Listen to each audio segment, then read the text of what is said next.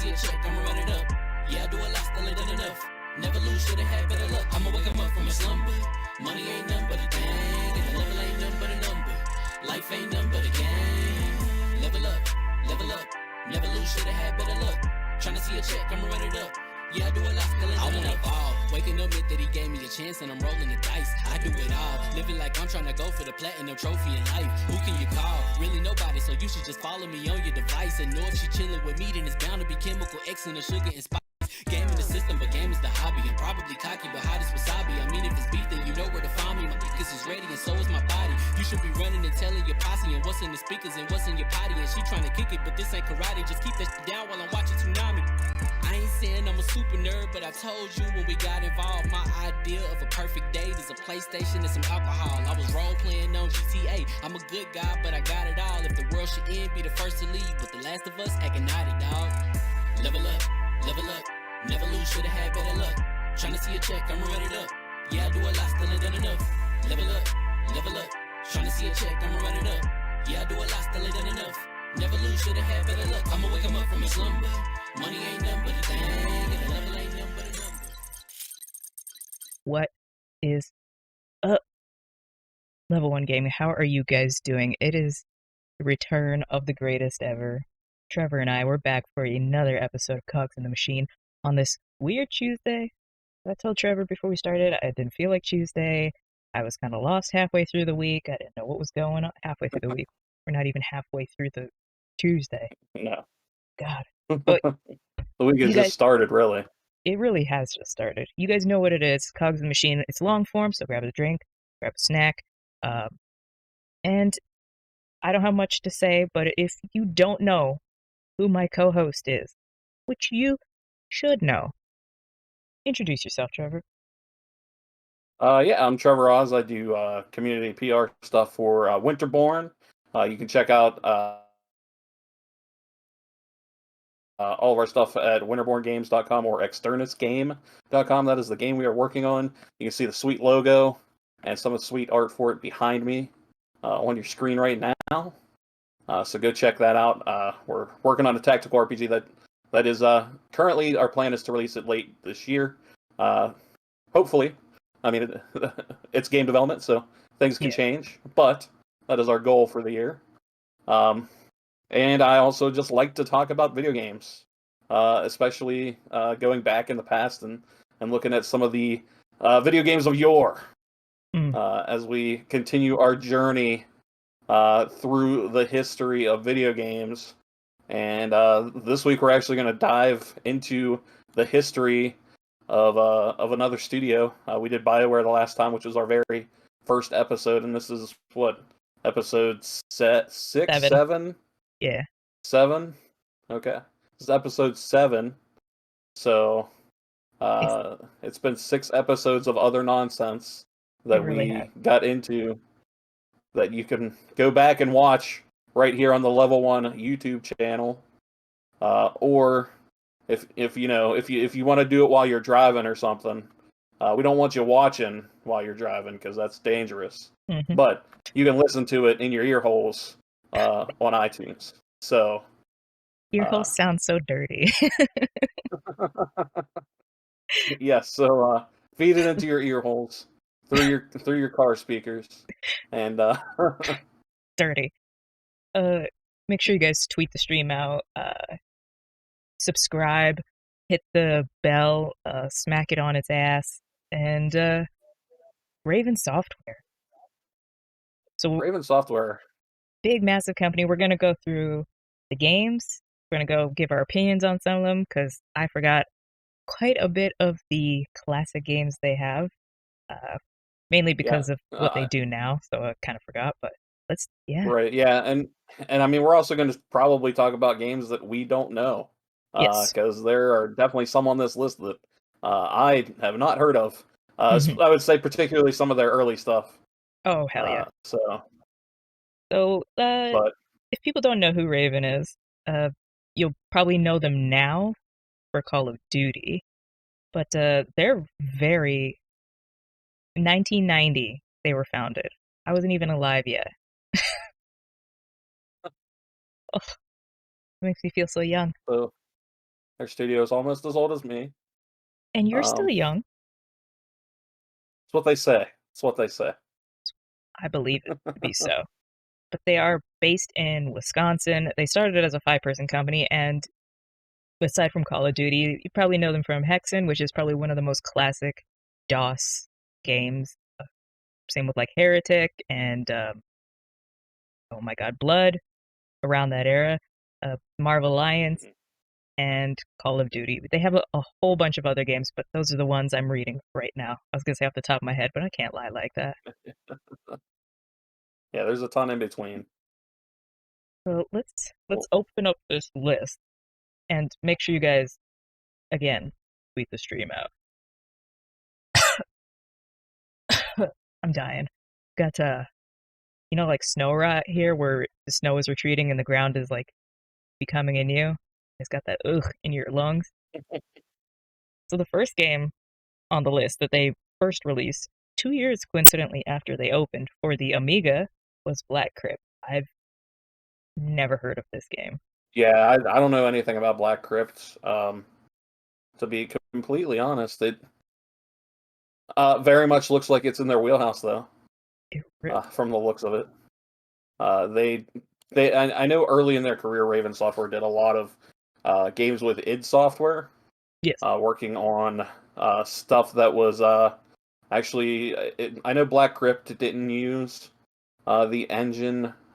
Basically, uh, they will use the Wolfenstein engine in the future via id Software, but I don't. But for this game, I don't think they did yet.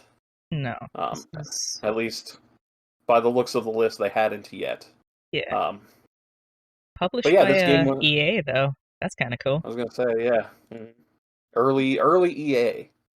Mm, Um, when they were still so good. yeah, yeah. So it looks I, like they were definitely they were on that train of kind of the first guys to be doing the first person shooter genre, along with Wolfenstein and Doom. mhm, So they man, I think we also forget because now these games are. I mean, Doom we've seen come back twice now. Well, mm, unless you want to count. Anyway, the Doom's come back twice. Um, I'm surprised we haven't seen like a Hexen or a Blood come back. They did kind of partially in like a weird 3D janky way, but like a full mm. remake, like a Wolfenstein, Yeah, that would be it's. cool. I wonder if because I don't even know if those games are even available anywhere anymore. Actually checking. You can, Okay, so you can still get them on like GOG. yeah, Um, uh, what I was just looking at. abandonware.com. It's a place where you can get a lot of stuff. Uh, if it's considered abandonware, some of these aren't though, because I think they still hold the titles for like Hexen and stuff. I hope, or maybe Yeah, GOG has them now. they're still I'm guessing they're still. I'm assuming it's id that publishes them still. Yeah, So because it doesn't list Activision anywhere, so I'm guessing id still publishes them. You can find like the Heretic and Hexen collection on GOG, which now I guess because Bethesda owns id, Microsoft now owns these games they do. by way of yeah. So it's very interesting. But yeah, if you wanted to go back in time and play some of these, you could go do it And right now on GOG. So they still hold um, up. I'm, oh yeah, I mean, I still think the original, like the original Doom, still holds up. Oh my Um, god, yeah. it's still a fun game. And there's still like it's on uh Game Pass, and there's still like Hmm. people making full total conversions and stuff for it. So it's still a good game. It's dated, yes, but Oh yeah, yeah. it plays better than some FPSs I've been playing recently. So I mean, they're just classics for God, they sure. really are. Oh, thanks for looking out, Hustle. Sorry. Uh, Yeah, much appreciated. East May. Hey, family. So reading into Black Crypt, a demo for the MS-DOS version was created, but the game was never fully released. And there was a Sega Genesis version announced at Winter CES 1922, but it was canceled. Interesting why it never came out. Oh, I wonder Maybe it just where. Oh, I don't know how to spell, but we all knew that. What's up, Fame? And where? I'm gonna see if there's a. So this is one of my favorite sites to get old games that you don't really know who owns them. And I mean, not every game is on here. Just for oh, there it is. Black Crypt, first person Raven Software game. Okay, I might have to download this. yeah, and check out the OG. And it's just yeah, a demo. I almost wonder if it was one of those cases where they put it out for the Amiga, maybe it didn't do fantastic, so they just never decided not to release it on DOS or the Genesis version. Well, the Yeah, I'm not sure. Amiga was discontinued in '96, so it was well towards the end of the lifespan of the Amiga that this game came out. Yeah, 92, but I mean the Amiga still had 4 years, so Yeah. yeah, But so it's interesting. But because I know that I don't think the Amiga was never popular in the US. no, it is For now sure. for collection's sake. But yeah, Yeah. because I think at that time you would have had the Tandy 1000. You would have had Max, Motorola Mhm. processor. Yeah, so you had other computer versions, Yeah. and Yeah. So interesting. I wonder if it's that, or they stopped, or maybe they stopped working on it because they started working on Shadowcaster with id and being able to use the customized engine for DOS. So maybe that's what Maybe. happened there. So Oh my god, I miss box art like this. Look how crazy that. Oh, it's real tiny though. Look at that.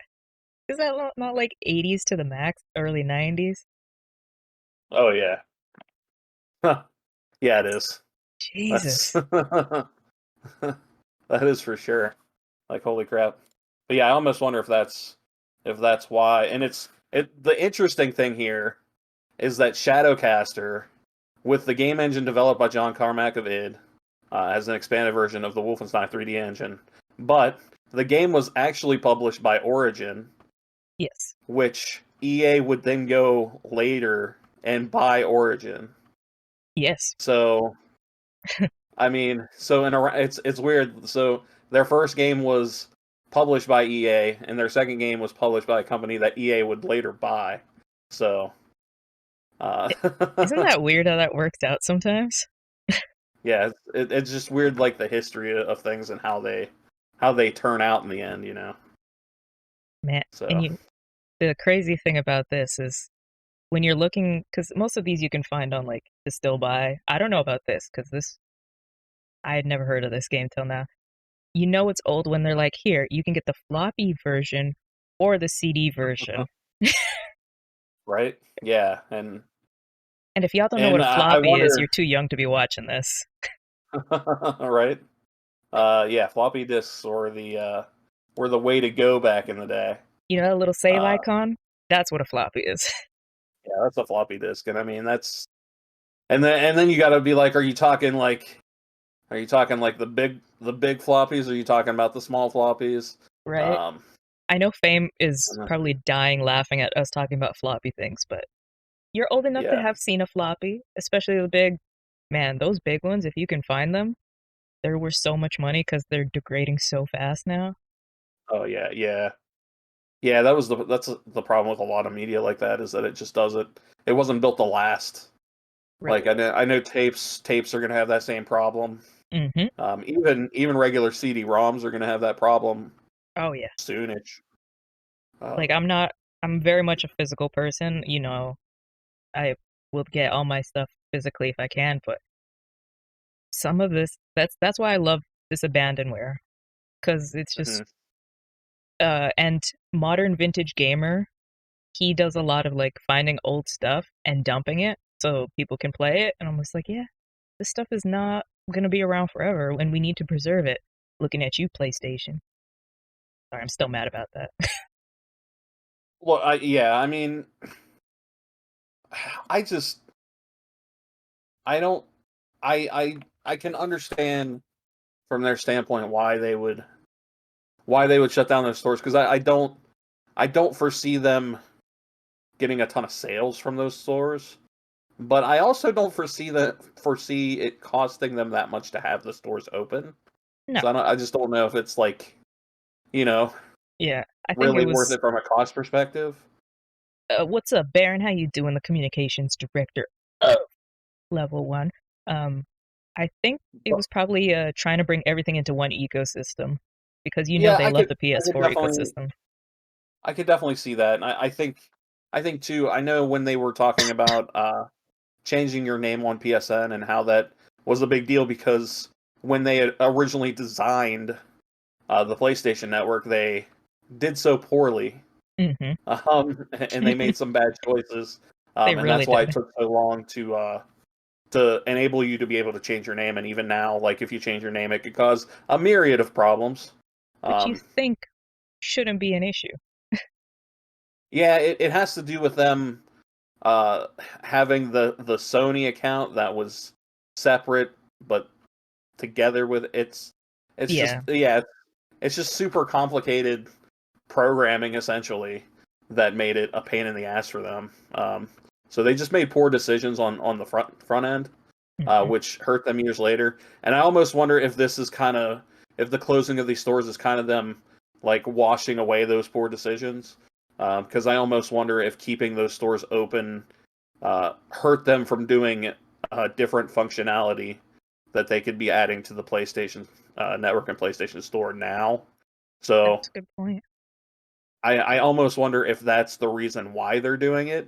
I just wish that if it was, that they would be upfront about it. Transparency is Um, everything. yeah, because I mean, what's it? I think you would get a lot less pushback on it from Oh people if yeah. they were like, "Look, we, from a from a design standpoint, we can't do a lot of things because of this. Hmm. So we have to shut these down so that way we can make big, meaningful changes, and maybe even point out a couple changes that people have been asking for, whatever those may be. I mean, Yeah. like, we can't do that till we do this. So, and then I think people would understand more and not just be like, Sony's killing all our games. Um, Right. so it's a weird decision. I Um, think they were a lot more open somehow in the past because I remember I used to play the that PlayStation Home thing where you had your avatar and there was you could do a whole bunch of community events and stuff in there. And when they shut that down, they're like, "Look, we just don't have enough people in there and posting all the games, all the different things coming in there. It takes a lot of money." And they were open back then, but now and they're like, yeah, I "I'm think that Sony." was, that was late PS3, early PS4 era Sony, which did, I think they had, you had different leadership. You had like Jack Tratton and Adam Boyes and people like that at the top that I think Cared. had a better, yeah, they had a better understanding at least of their consumer base, Hmm. especially after the flubs of early PS3. Yeah. Where, hey, people will get two jobs to buy one of these. Oh Uh, if you God. if you remember that great line, Yeah. That's almost as good as the Diablo. What, you guys don't have phones? yeah, yeah, it's like it's those conference one-liners that everybody remembers. Hmm. Between that and the giant crabs in Onimusha, Yep. uh, it's like what are you doing? Just not But yeah, thinking. yeah, it's just one of those weird things. But I think if they were just more honest and open and more transparent about why they're doing what they're doing, they wouldn't have all of this pushback. And I think it just makes even even if people don't use the backwards compatibility aspect of the Xbox, it just makes the Xbox look better. It needs to have that That's, function. yeah, so like sure, maybe only like 5% of your audience is going to use it, but still, Hmm. those people will use it, and I think Microsoft understands that right now. Yeah, And they're doing a good job with it, whereas Sony's just kind of in a weird spot. Um, they're being, like and, you said, was it last week, overconfident Sony again. yeah, they're definitely, yeah.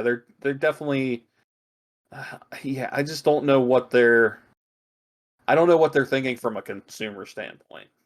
They're not thinking Um, about the consumer. They're thinking about their yeah, bottom dollar. yeah. I just, yeah, it's weird. It's some weird decision making. Because it's not one of those things where like it'd be a bit. I think it'd be a bit different if their game division wasn't doing well, but their game division is one of the few divisions in Sony as a whole that is doing well. Because Hmm. I know there are a couple other divisions that do well for Sony, but their gaming division is one of the actual ones that You that can't is beat doing it. well. Yeah. So it's like, so I don't understand why it's yeah. I mean, it's definitely a leadership thing. Yeah.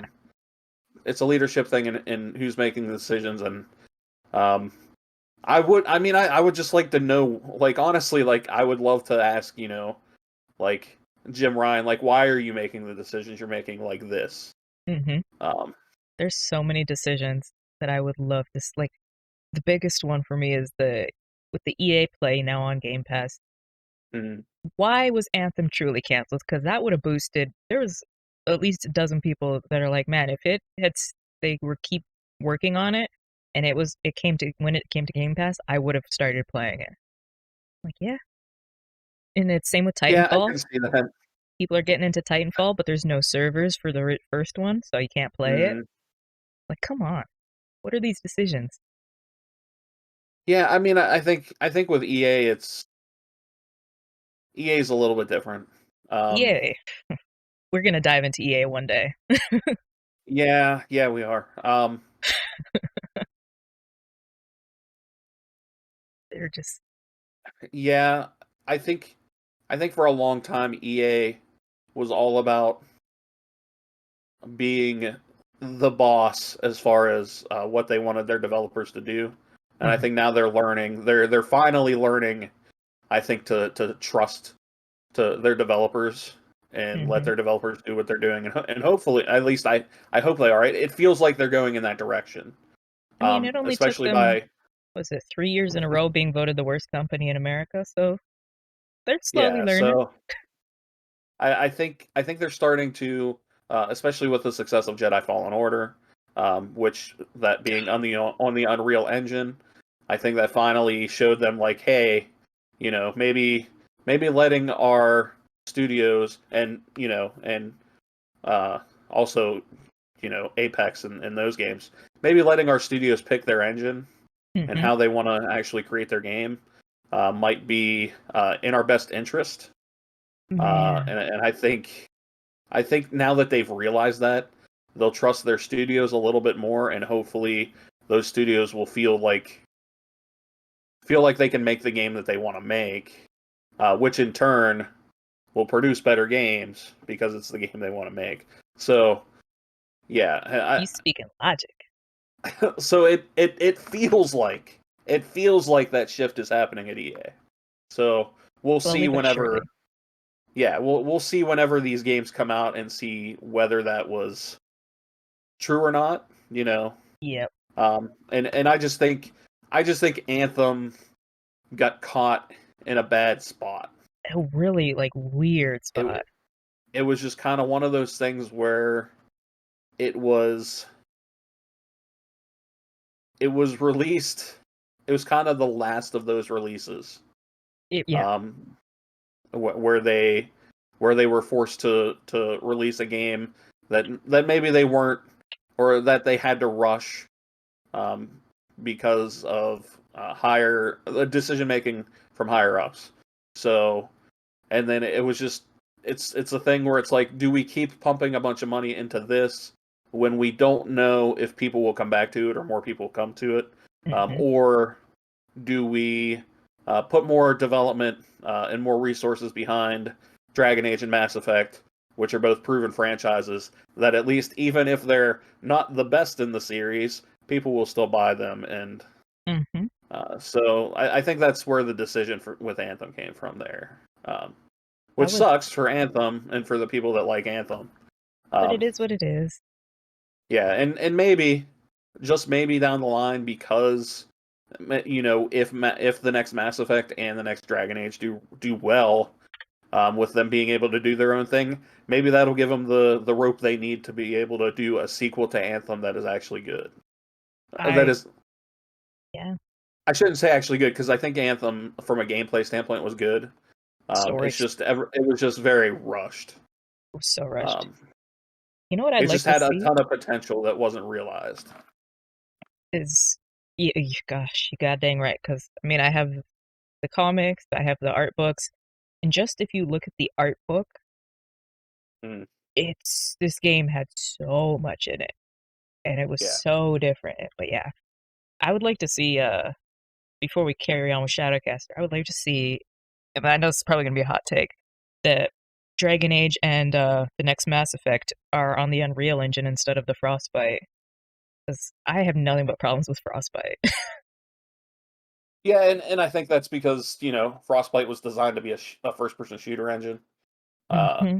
that's, it was designed for Battlefield, uh, and it's they basically had to, like, BioWare had to get help from DICE to create additional tools to be able to add systems to the game, I think that for would have them been to the use, biggest, so like, hey, right, yeah, but at the end of the day, I mean, the Frostbite engine, like, looks really good, so I it understand why really they'd want does. to use it, because the games look awesome in Frostbite. So Them from a particle graphical effects. standpoint, Mm, yeah.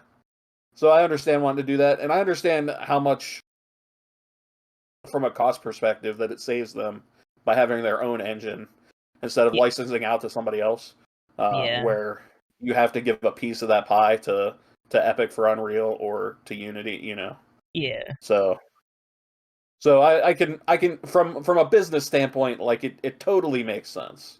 Um, yeah. it's From a just it just player it standpoint. from a I would say, even from just the developer standpoint, it just makes it harder, Yeah, to develop for. yeah, Especially when at the time it was a newer engine where they hadn't worked all of that out quite yet. Um, so BioWare, and I haven't had it on Battlefield, but BioWare are the only games on the Frostbite engine that if you have an explosion, it knocks the sound out sometimes. And I'm like, why? Why do you do this to me? Come on. I'm just trying to play your game and it knocks out the sound and usually you have to restart, but sometimes it comes back because Anthem does it. yeah. Mass Effect and Dragon Age both. I'm like, come on, man. Mhm. Fix your stuff. But BioWare, I love you. Yeah. But So yeah, the future looks bright. So now that the future looks bright, we can look into the dark age past. we have to, otherwise the future will stay dark. It's true. This Shadowcaster apparently is like one of people have labeled one of the best games, 49th best computer game of all time. I'm like, I think I need to find this and play this. 9 out of 10, 87, 90, 4.5 stars out of 5. I'd never heard of this. Yeah, honestly, I had not actually heard of Shadowcaster either. Um, it's just, and at least when it came out, like, for me, that's 1993, 1994. I was, like 8. So, pretty much the only games I heard of were stuff that was popular enough to, like, uh, enter my kid sphere, Yeah. which Doom was one of those popular games. Mm-hmm. Which, I mean, it was Doom. It was everywhere. Like you could. Everybody had the freeware version of Doom, which was like the first act. Um, and I mean, freeware of so Doom. It, things were different back then. yeah, I mean that was the model back then though. You would have like the free or the shareware version, which would basically be one disc that would give you the first part of the game, and then if you like the game, you would send away in the mail with like a check in order Good God, the second part of the game that they would mail to you. Uh, so Jesus. that's the way it worked back then, kids. There was no internet to download from. I mean, there was an internet at that time, but it was very much in its infancy. Like we weren't downloading games from it yet. Yeah, and the Uh, dial-up, yeah, like oh man, dial up. I don't and even know. oh, I don't know if we man, were even at 56K at that point. I don't. Yeah, probably Uh, not. And I think might have been, but moving forward from this game, this is the only game of theirs, and I might be wrong on this, that doesn't have an ESRB rating because this was created the year the ESRB was made, but I think before the ESRB came around. yeah, that makes sense.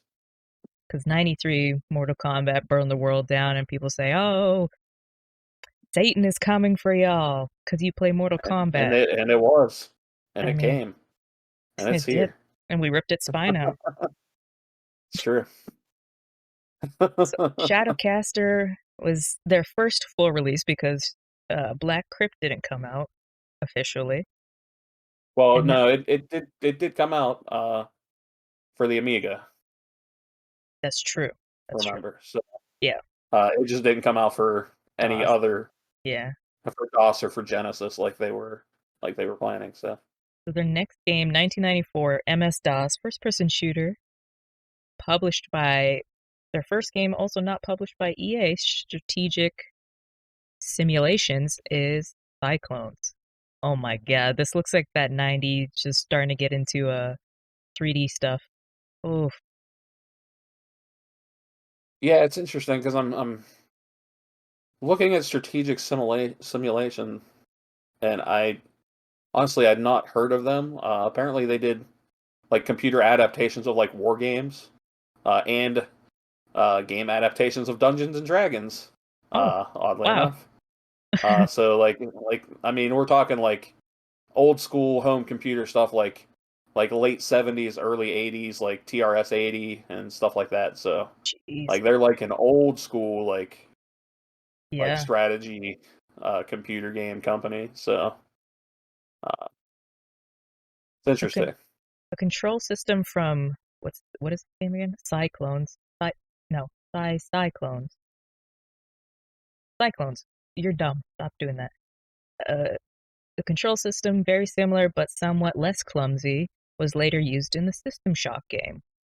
Not the remake that's coming out, but the original one. Man, those original ones were terrifying. Actually, it's funny looking at where SSI went. So SSI, who published this, was acquired a year later by Mindscape, who was at some point a part of Mattel, the toy company, I was about to and say. then it got bought by Ubisoft in March of 2001. And then So went, according to this, went defunct in 2011. yeah. Hmm. Wow. And they, oh my god, they published some big ones. Yeah, so I would say that I would assume that Ubisoft probably has the rights to these games at this point. Oh yeah, because Ubisoft Um, is, I think, one of the only places you can get the Wing Commander series. No, mm, you can get it on EA. Never mind. okay, yeah, EA's Wing Commander, yeah. I'm Um, like, I just but yeah, re-downloaded it. it's interesting. It's interesting where these things end up, Oh, because it kind of ends up going to one of like the big like 5 or 6 companies eventually. it really is such a rabbit hole. I'm working on a series it's taken me like 2 years to like get it all together because some of the well, you'll see from when we dive into some of this, some of the information on these studios or these people or these games is so hard to find because it's been lost that it's just like Mm. it takes forever to gather it. Yeah, and I D- mean there are some games out there which I know it's going to be a future topic of ours that there are games that literally they're locked. They're locked in legal contention because literally nobody knows who actually owns the rights to it. Mhm, Because like these companies were bought and like they hit there might be a paper somewhere in an office that was acquired by another company that's just sitting in a box, but they would literally have to dig through these boxes to find the actual like legal lineage of these mhm, games to know. So like if you go on a place like GOG or anything like that and there are games missing, like more than likely it's because no one knows who actually owns that. mhm, Um, so they haven't put it up on a service like GOG to be bought again. Um, and it's interesting because like one of the bigger well known titles for that is No One Lives Forever, um, which those two best. games like just there's been people that have wanted to bring it out for years and just they don't know who owns the rights. Mhm. So it's literally just sitting in limbo. I Um, do know a place if you want to download it, you can. It's like a preservation site because they're like, if we mhm. don't Yeah, preserve this, I don't know how legal it is, but then again, nobody knows who owns it, so yeah, I it would is say what it it's is. it's it's kind of in one of those like legal gray areas right now. Yeah, But yeah, there's definitely a preservation site out there. Because I've downloaded it from there. Because I've that and started because Contract Jack. I know we're gonna end up talking about No One Lives Forever at some point, more in depth. So I wanted Mhm. to actually play through it a bit again. So Yeah, I'm gonna have to uh, replay that. But yeah, Cyclones. It's notable also for pioneering a mouse-controlled aiming system that we. Oh, really? uh, So 90. When did this come out? 94. 94, yeah, Almost. Yeah. Wow. Okay. I did not know that. Let's see the little things you can cannibalize from the other games. And I know yeah, your college professor may say, hey, Wikipedia is not reliable. Boy, Wikipedia is more reliable than most of the textbooks you'll open. yeah. It's hard to say now because like when it's like when did this thing get updated? When did thing get updated? And Hmm. you know, as new information arises, as more stuff is found in archives and stuff like that, it's like what's right, what's wrong. I mean, we're going to use Wikipedia, and for the most part, we hope it's right. Hmm. Otherwise, we'd have to But open hey, books that are like 40 years old to figure some of this stuff out. So, yeah.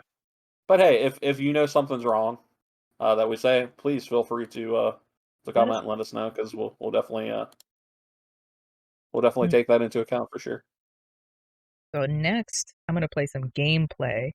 The gameplay is from DOS Gamer T. I know I probably said that wrong.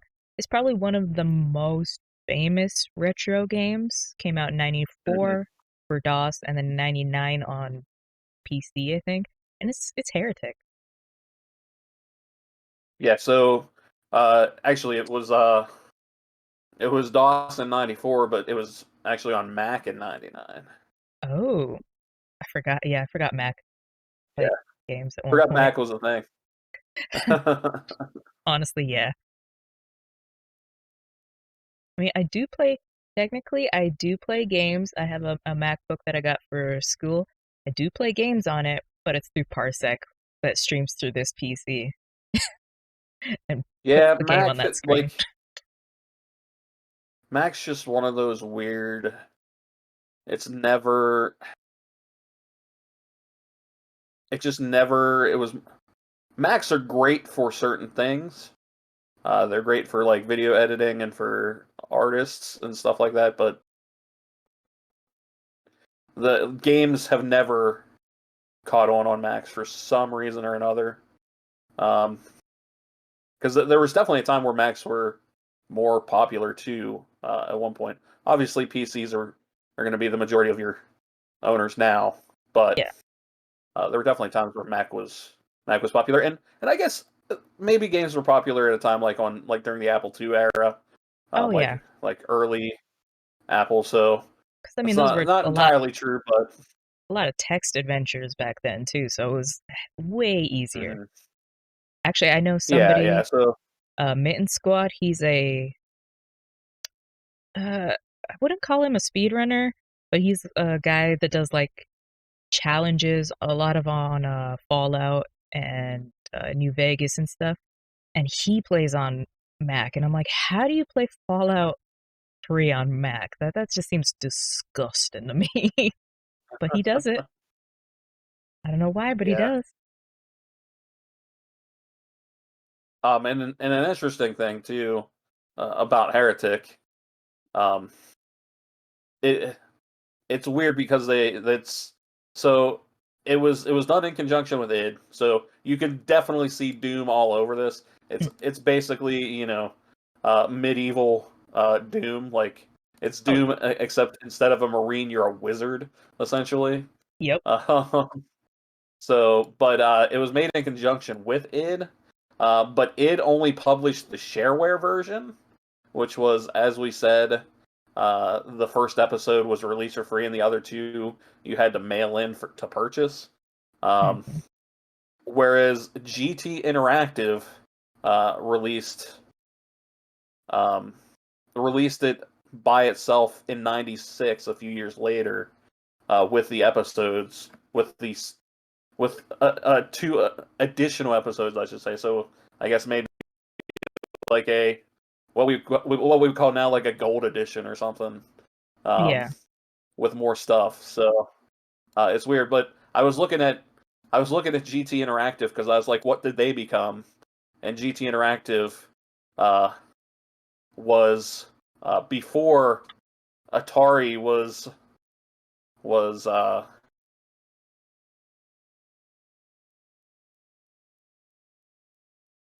Well, I can't tell.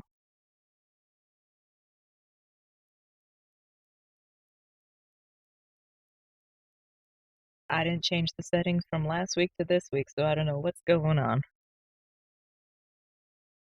gotta love technology. Honestly, I'm over here like, I don't know what's going on. I ain't changed anything. I think it's working now. Okay. It's it's working. Give us a big old thumbs up. Let me know. So Okay, hit. yeah, it's working. Okay. Sorry about Yeah, that, Hustle y'all. says it's working. Don't know what that was. Jeez. I love technology. It's the best. At the beginning, I couldn't connect to Trevor for like 2, 3 minutes because Discord was not having any of my shit. And that, anyway, as we were saying, we were talking about Heretic. Probably, uh, and Trevor was talking about it's, you can see Doom all over it. Doom is pretty much Hmm. drug its balls all over it. So that's where we Yeah, left. it's it's. I mean, it's pretty much Doom in a fantasy setting where you play as a mage Hmm. instead of the Doom guy, the a marine, the space marine. Uh, And there's so tons of these like Doom total conversion or like Doom clone lookalikes. I mean, I'll go into, so this is episode 1 of the stuff, and there's even labeled the same as the Doom levels. The E1 M4, like that's the Doom labeling of yeah, the and levels. I mean the thing about the cool thing though about Heretic and Hexen is that they were actually made with id Software, so it Hmm. wasn't like they were just trying to use the Doom name to No, basically make something like Doom and sell their games. So it was actually yeah, with the support of id Software. So like even though it's kind, I wouldn't even consider it a Doom clone because it's, yes, it yeah, runs on the same stuff, but it's completely different. Heretic is hard. yeah, Like like they took the training wheels off and said, "Hey, here you go." Uh, and if you were listening just now to the previous now episode that's gone up, I will stitch them together somehow, some way, and re-upload them into one full podcast, so Trevor doesn't have to do the hard work, and you guys can listen to it in one go. She'll make the magic happen. I'll try to, The magic. but I think the next few games, including Heretic, are probably the most like well known of that DOS era. Yeah, Heretic, Hexen, uh, Hexen Beyond Heretic, Yep, which I'm pretty sure is just Heretic released again. But for I think it's a complete uh, edition. yeah, something like that. Yeah. Because saying it was re-released on Steam on August 3rd, 2007. So that's probably like the gold or the full edition. Yeah, and then it was yeah, because it's also what was released on PlayStation and Saturn and N64. So Dang. This game has I had so remember many playing it on re-releases. N64. Yeah, Yep. I definitely remember playing it there. I mean, not quite as many releases as Skyrim, but Skyrim's a meme at this No, I point. mean, hey, Skyrim is on Alexa, so You know what was pissed me off about Skyrim? Because I started replaying it on Game Pass because I'm like, I'm getting these achievements. It's still as unstable. It crashed every 20 minutes, and I'm like, nope, I don't know if I can do. And they're like, try it with mods. And I'm like, I have it with mods. I came here to play the base fit version. right. I have it with mods already. Stop it. And so What are you doing? it's like, y'all are crazy. Oops. So Hexen Beyond Heretic, Hexen, Necrodome, I don't know anything about. yeah. That one is the one that escapes me. Which was another one that was published by Strategic Simulations, Mm, which became Mindscape. Man, they really had a So, hand in gaming history and then just got forgotten. mhm. But yeah, Necrodome was a vehicular first-person vehicular combat, This sounds like which that's Twisted Metal. interesting. Kind of, except it's first person. Yeah. Oh, Carmageddon. Yeah, Wow, yeah, there's really no information on this in the page. Holy crap. yeah. It's like this was a co-op multiplayer, in which one player drives the video and or one player drives the vehicle and the other controls the turret. My Uh, God, can you imagine 1996 Interesting. internet co-op? I can. Yeah, You had to do it. Uh, I'm pretty sure I probably played Doom that way at some point. yeah. So What else? Wow, it just 5 out of 4, 5.4 out of 10. Jesus. yeah, yeah. It apparently wasn't that great. 1996. There was car game, car vehicular combat games are very weird, uh, kind of like subsect of gaming because Yeah. those that love them, but those that don't want to play them never touch them. Well, I mean, plus we all know what the best car combat game was, and it was obviously WWE Crush Hour. Oh So, God, I forgot. I mean, I'm how can sorry. you not like a game where you get to drive around as Stone Cold Steve Austin, shooting other wrestlers in vehicles? I mean, I've I mean, had a dream forever to be the Texas rattlesnake, so I, well, you are in the Texas of Canada, mm, so you ain't goddamn lying. And I almost did get bit by a rattlesnake like 5 years ago, so I'm close enough. I almost died, but you know what? I'm here. to struggle through 2021 and talk about some good ass gaming and retro stuff with Trevor, which you guys should be liking and sharing out with people. I know Hustle already has. Hustle, chef's kiss on you, man. Very few things get the chef's kiss. You get one because you just Hustle knows. you. Hustle, You know, Hustle was playing some WWE Crush Hour. I know it. I 1,000% believe that.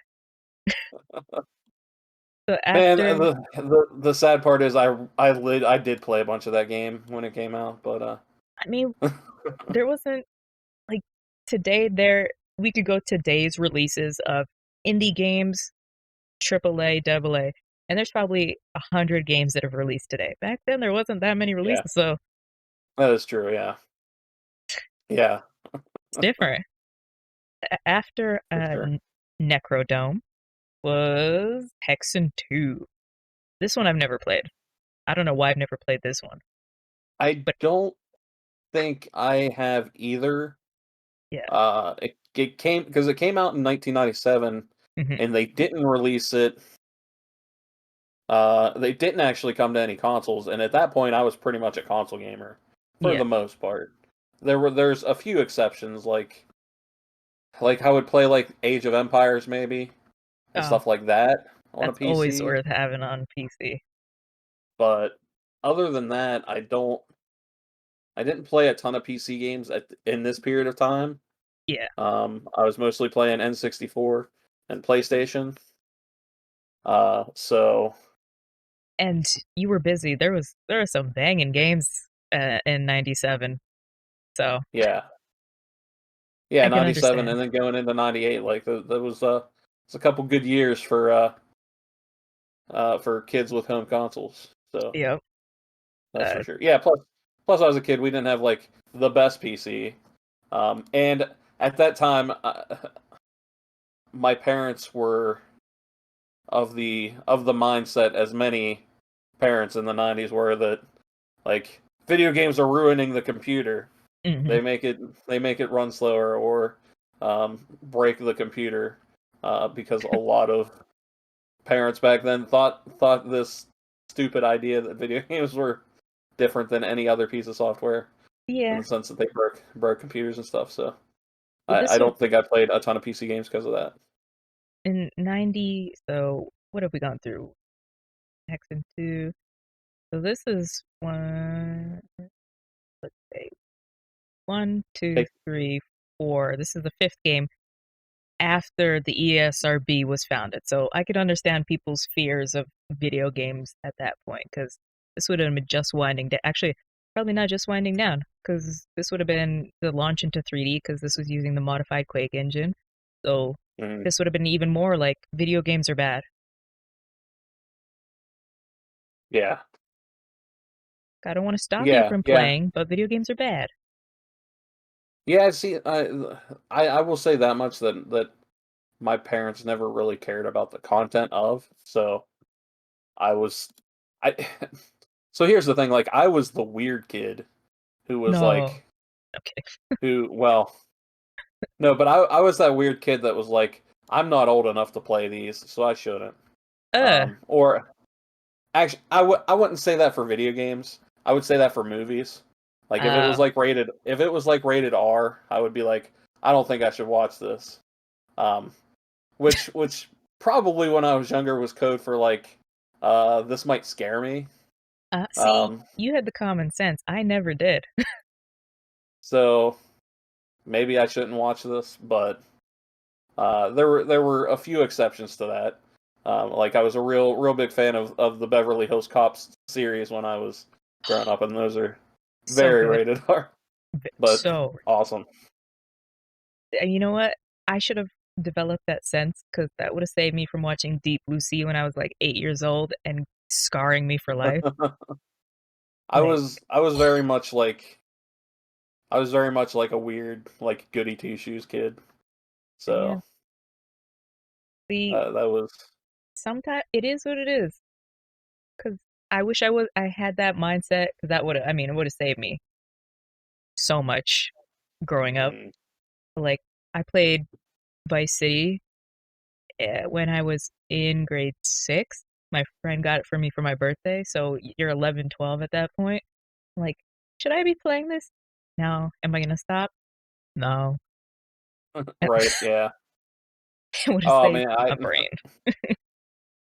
so you would have probably been one of those kids that would have hated walking into my GameStop and trying to buy a Grand Theft Auto game Oh yeah.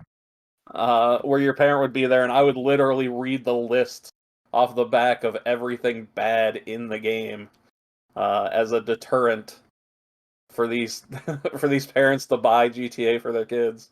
I would have But murdered you. I would have jumped across that counter and smacked you. Be like, bro, I'm just trying to get my game on. But you know right? what? I appreciate that because we have these parents going, why, like, suing Rockstar for playing Red Dead Mm. and GTA? It's like, it's a mature game. Come on. But here's the thing too: is like that worked 50% of the time. The Yeah. other half of the time, they were just like, ah, whatever. I know it's fine. You Yeah. know, it's like all right. I mean, I just have to tell you. Yeah. And and you know what? Grand Theft Auto got me my only death threat Oh, as a GameStop employee. So skirt. We're it not was going to move past this. Excuse me. What? so GTA 4 launch.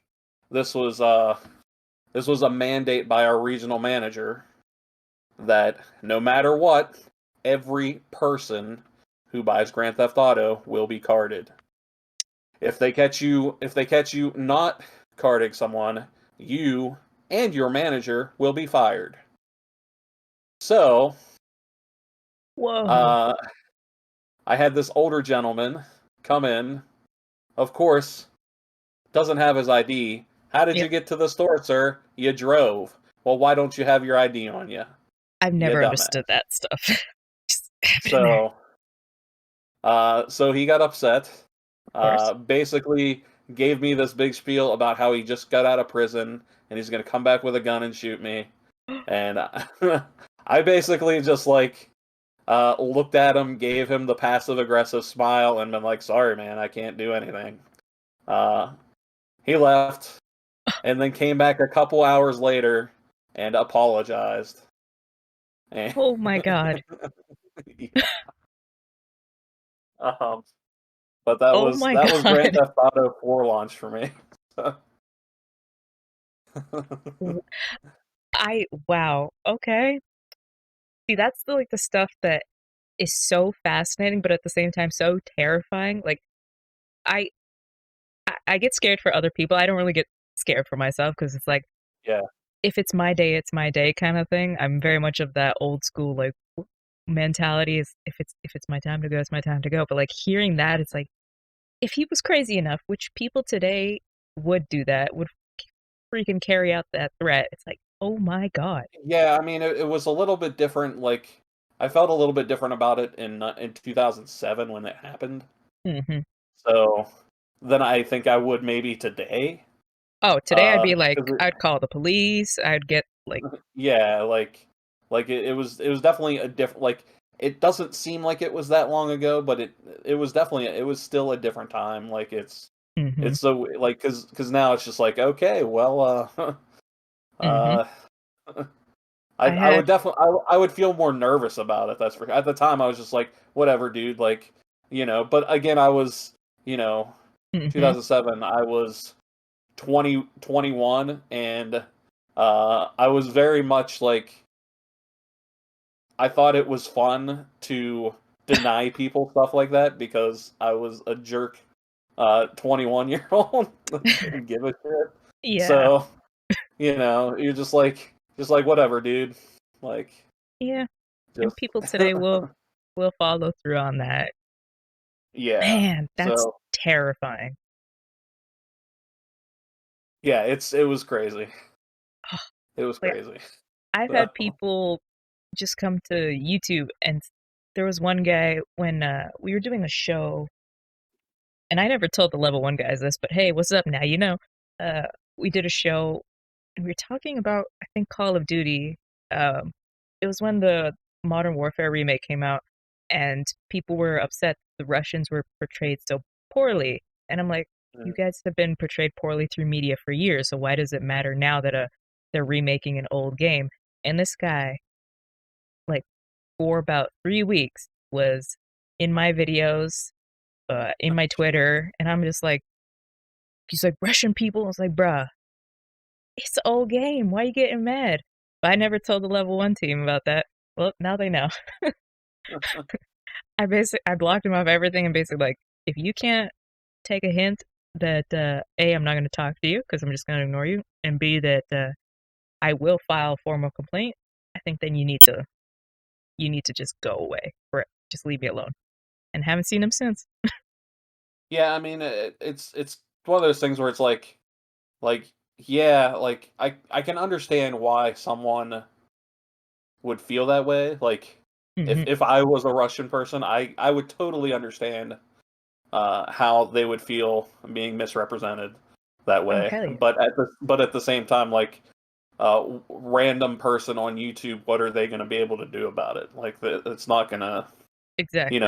like that's something to take up with Activision, not the floor hugger on YouTube. That's what I'm like, bruh, I'm just talking about a game that's being remade, and we will get into it because they do have Raven does a lot of Yeah. COD now. But I'm just talking about the game and why people are upset. I don't see it as a big issue because I'm also the laughing stock of the world. Canada, people rip into Canada. Oh yeah, yeah. It's very easy to do. It's So easy. I mean, we're nothing but like 4 hockey rinks surrounded by polar bears, so it doesn't really matter. yeah, pretty much. But yeah, he was mad. Oh my god. I'm like, damn, dude. Ain't that deep, my friend. Ain't that deep at all. I think he got Yeah, tired. like I said, I can totally understand why someone would be upset about being portrayed that way. Like I totally get it. Like Mm-hmm. I like people definitely have a right to be upset about that stuff. Yep. But you got to go to the source of those that are making that content, not just the person talking about the thing that other people have made. It just doesn't like Say it louder for it the doesn't people work in the that way. back. Because Like what we don't do is like attack Cyberpunk devs, because Cyberpunk is middling at best. We go yeah, to the people on top. Come on, guys.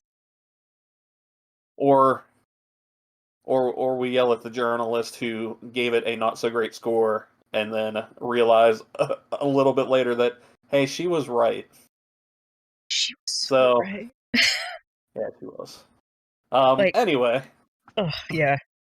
So Raven Software, we're now progressing because Hexen 2 was released 97. Now Take No Prisoners.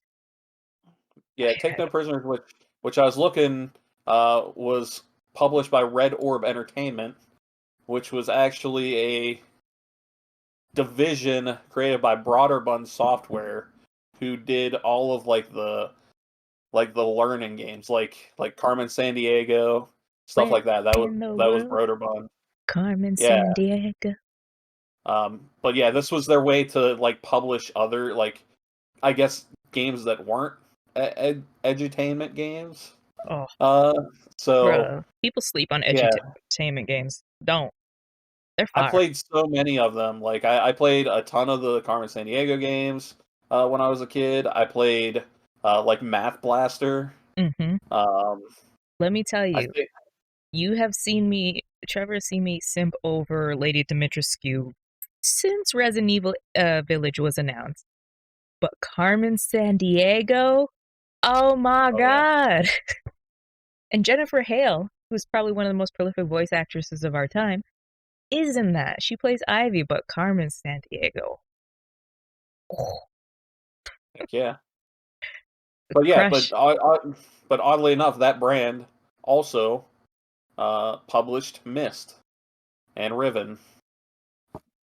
Okay. So What a switch. Okay. yeah, so it's interesting. It's just weird where Yeah. a lot of these places have gone. But yeah, Take No Prisoners, I know nothing about.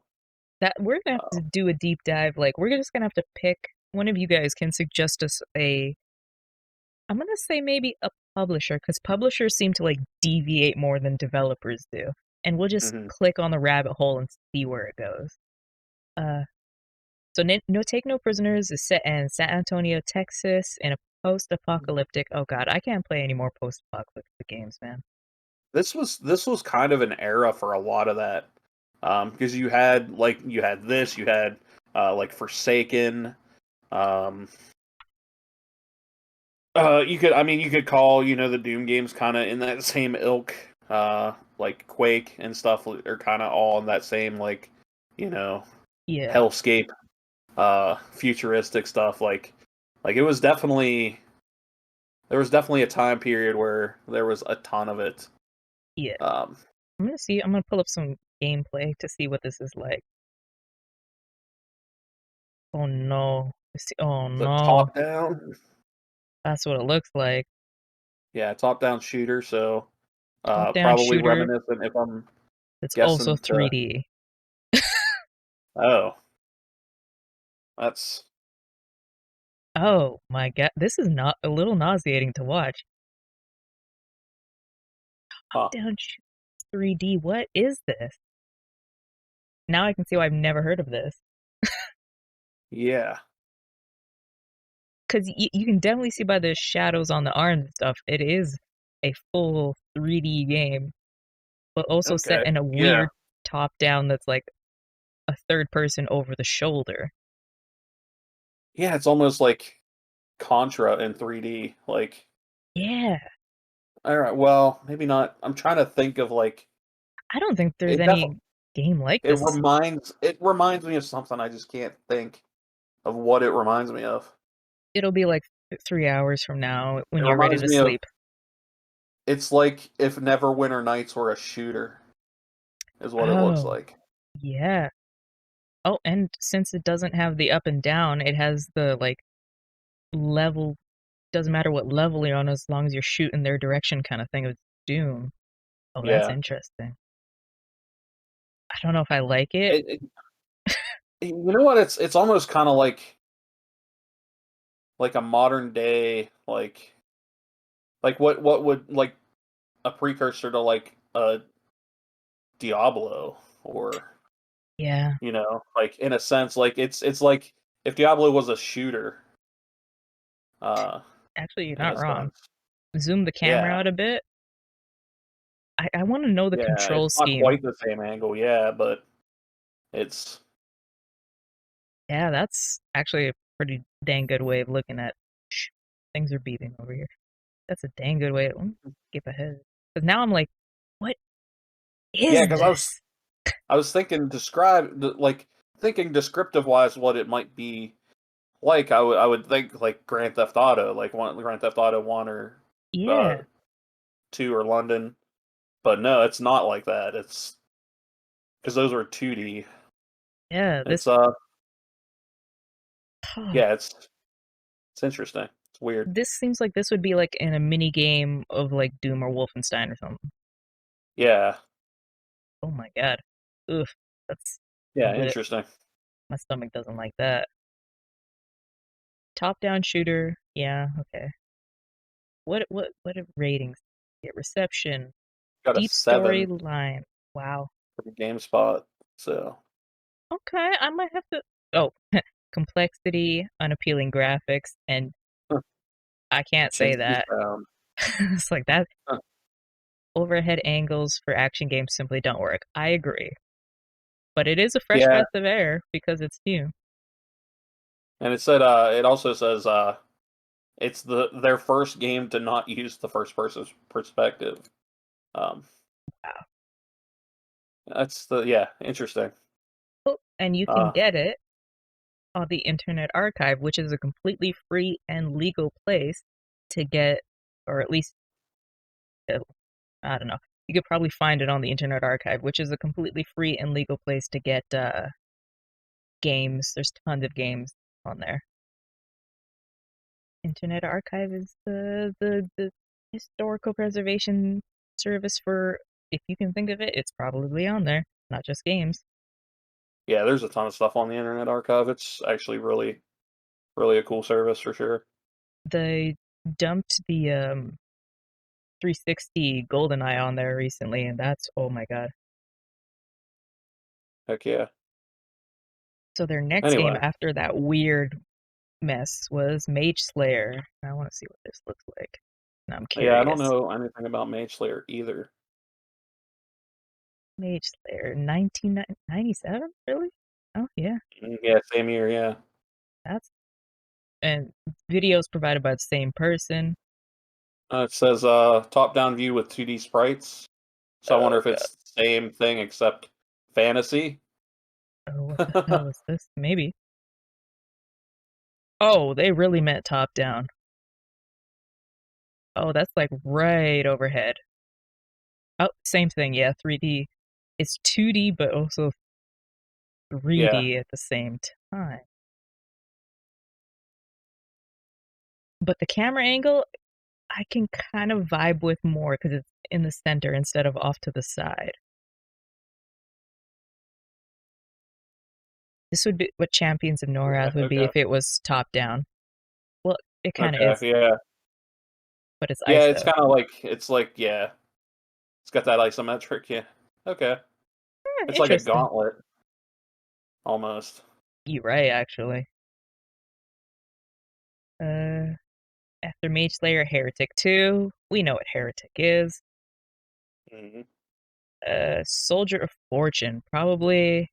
Man, if you guys love Call of Duty, and this came out in March 27th, 2000. I almost said 2000 and 2000, 2000.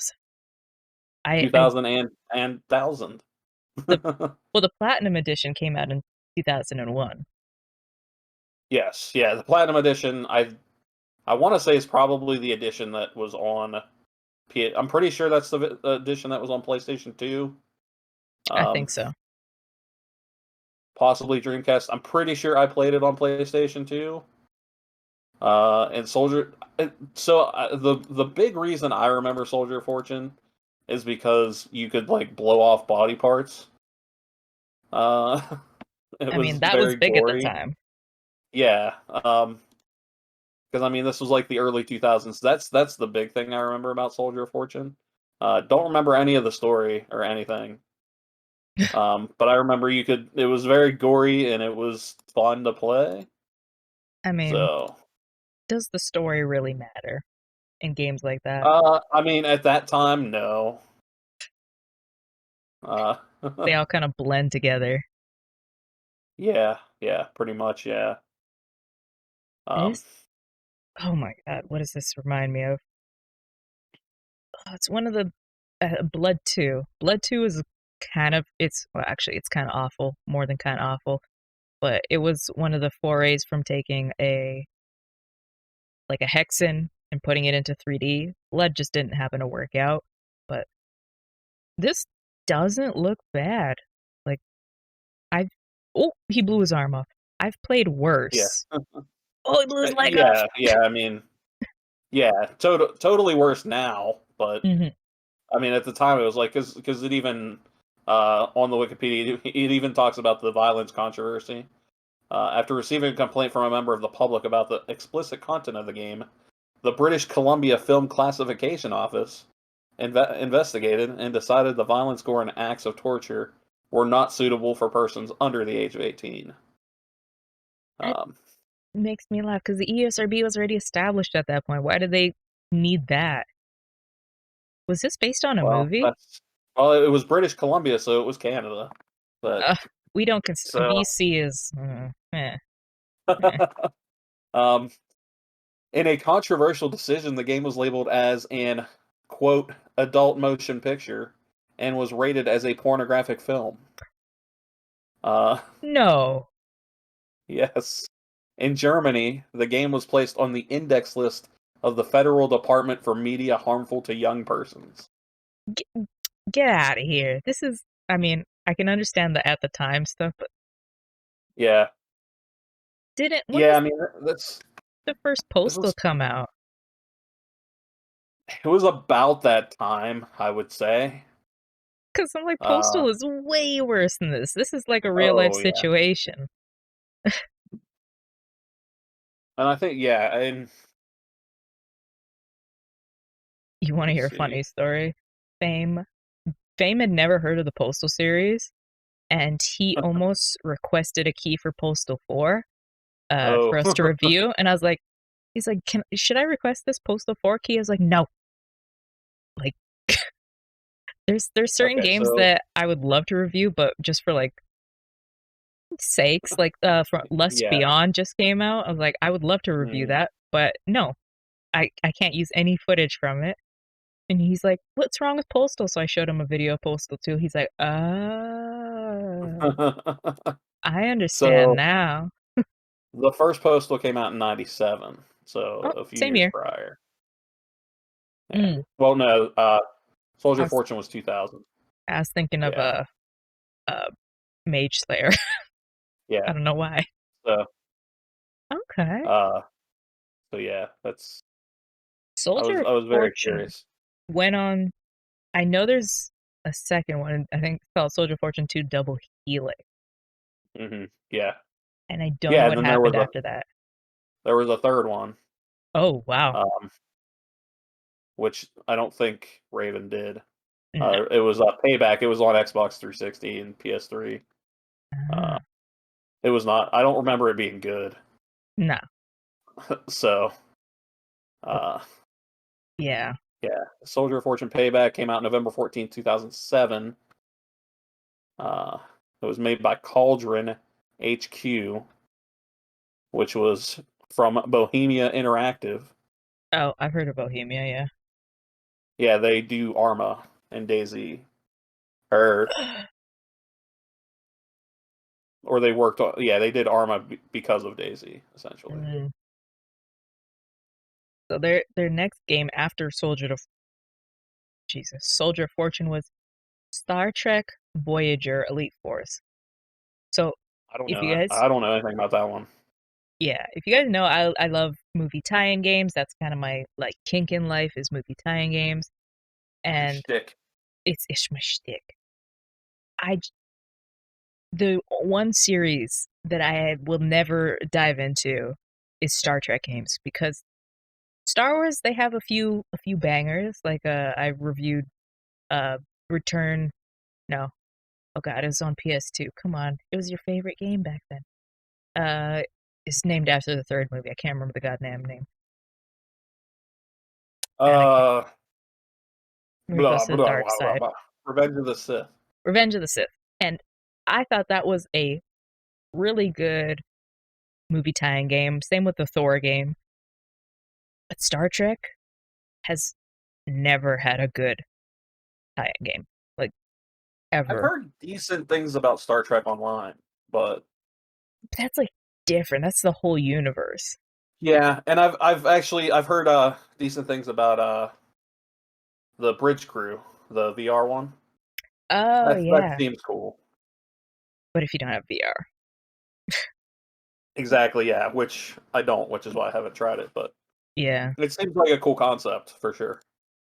So Elite Force, uh, which let me pull up this also cover image. It says set phasers to frag. So there you go. Oh yeah. Published by what did I want to say? The Avengers. Published by Published by Activision. the Avengers. I think Tony Stark would look at this and be like, hell no. And Majesco Entertainment for the PS2 version. Majesco. Oh damn! They literally made Star Trek into a first-person shooter.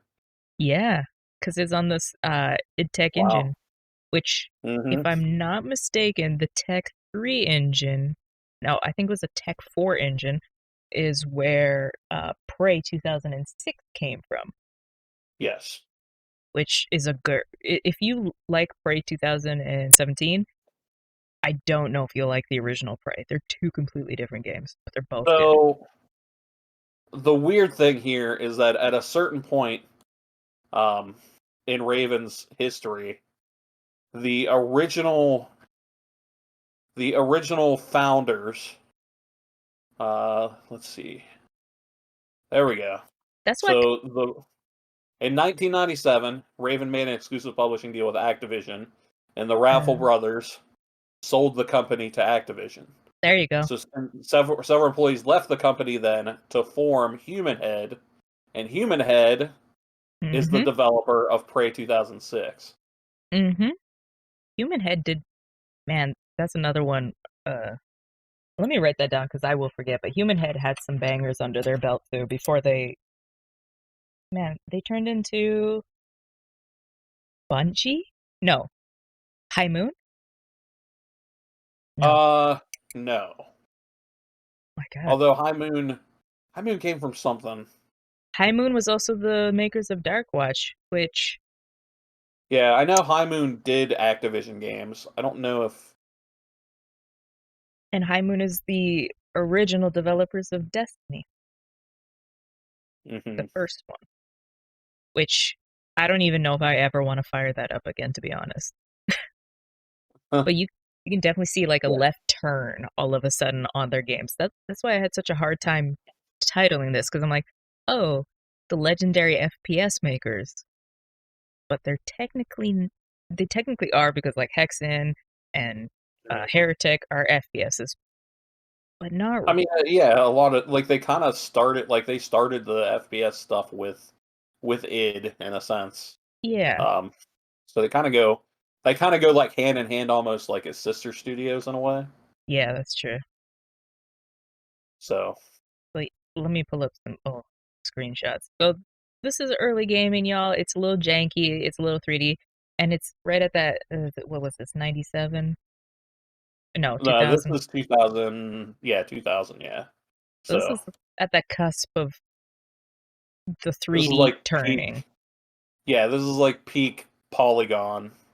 Yeah, and we So don't it's judge games on that, but man, no. At the time, it looked good. it looked really good. Um, yeah, like it looks way better than I imagined it would. To be completely honest with you, I always just say based this. off that one screenshot. There's so let me pull up a cast screen of PGN. It's blurry because it's small, but like you can tell who the actors are. You can always tell how advanced and how forward things are by, and I saw this time and time again, the hands. This is the club hand Mm. era. But now we have each like individual finger moves. Like Ellie was playing the guitar in Last of Us. You couldn't Yeah, do that and you couldn't distinguish the chords before. Now you can. And that yeah. took years of figuring that stuff It's out. all it's all in the details. It really is. Like like Yakuza does it best for me, stepping on a step and that actually being the step where your character moves up, not just like kind of stumbling up the steps. Hmm. There is a place. Oh, this has a graphic novel too. I don't know anything about the Star Trek. I'm not a Trekkie. I am more of a may the force be with you kind of person. I I don't know enough about Star Trek. Like I've watched a little bit. I've started to watch some Star Trek, but haven't gotten very far. Yeah, I watched the first two J.J. Abrams movies, and those are really good. I watched the first season of Next Generation and the first two seasons of not Discovery, but Enterprise. So, Yeah, like I because like. I started to watch it because I wanted to like, I'll just watch in like timeline order now, and then Oh I no, just haven't continued because there's so much of it. Like, yeah. I mean, what was it 50 years of stuff? yeah, it's insane. There's like 7 or 8 TV shows. Yeah, Uh, like and then it's the way I feel with like James Bond. You find your era. Like my era is the Pierce Bronson era because he's the first one I ever knew. So it's like you yeah, it find your makes sense. era and then you like your era and then it's kind of hard to watch, especially if it's the same character. It's kind of like I like Daniel Mm, Craig as James Bond, but it was hard at first to watch. I it's can different. imagine Yeah, for Star Trek. yeah, Although it's Chris Pine, man, he handsome and he could be Captain Kirk all day. He got eyebrows for days. Like, can he spare some eyebrow? But man, I will say the J.J. Abrams movies did make me interested in Star Trek. I yes, haven't I did watched like the them. Star Wars movies either. The new ones? Couldn't be bothered. But we would be here forever if I like. Yeah. if I were to comment on those. So we'll just I think move on from there. Yeah. We will, if Two, you want to see us ever talk about some movie stuff, let us know. We love yeah, talking we could about totally do gaming that stuff, too. but if you want, yeah, because we all have opinions, and we're here to Hmm. listen to each other's opinions. Because man, somebody's got to sell me on. The last one I watched was Jin Erso. Oh my god. Oh, the best one. Yeah. Rogue Uh, One. yeah, Rogue That One's that the best it really Star is. Wars movie in the past. It's the best one since probably Empire, but Yeah. But we'll get into that at a later point. But if you ever want to see us talk about that, let us know. which just because we're talking about a lot of PC games here, Rogue One, written by a former uh, PC game magazine editor, Gary Whitta. And he So, knows what it is. so that's it Yeah. was actually it was written by One one of of us. us. Yeah, It really so was. Oh my god. which is crazy. I mean, I appreciate all things and everything, and I I love we talked about it, I love Doom games. I love Doom franchises. I love things that people don't like. I love Suicide Squad, the original one, with Will Smith. I don't know how I feel I liked about it.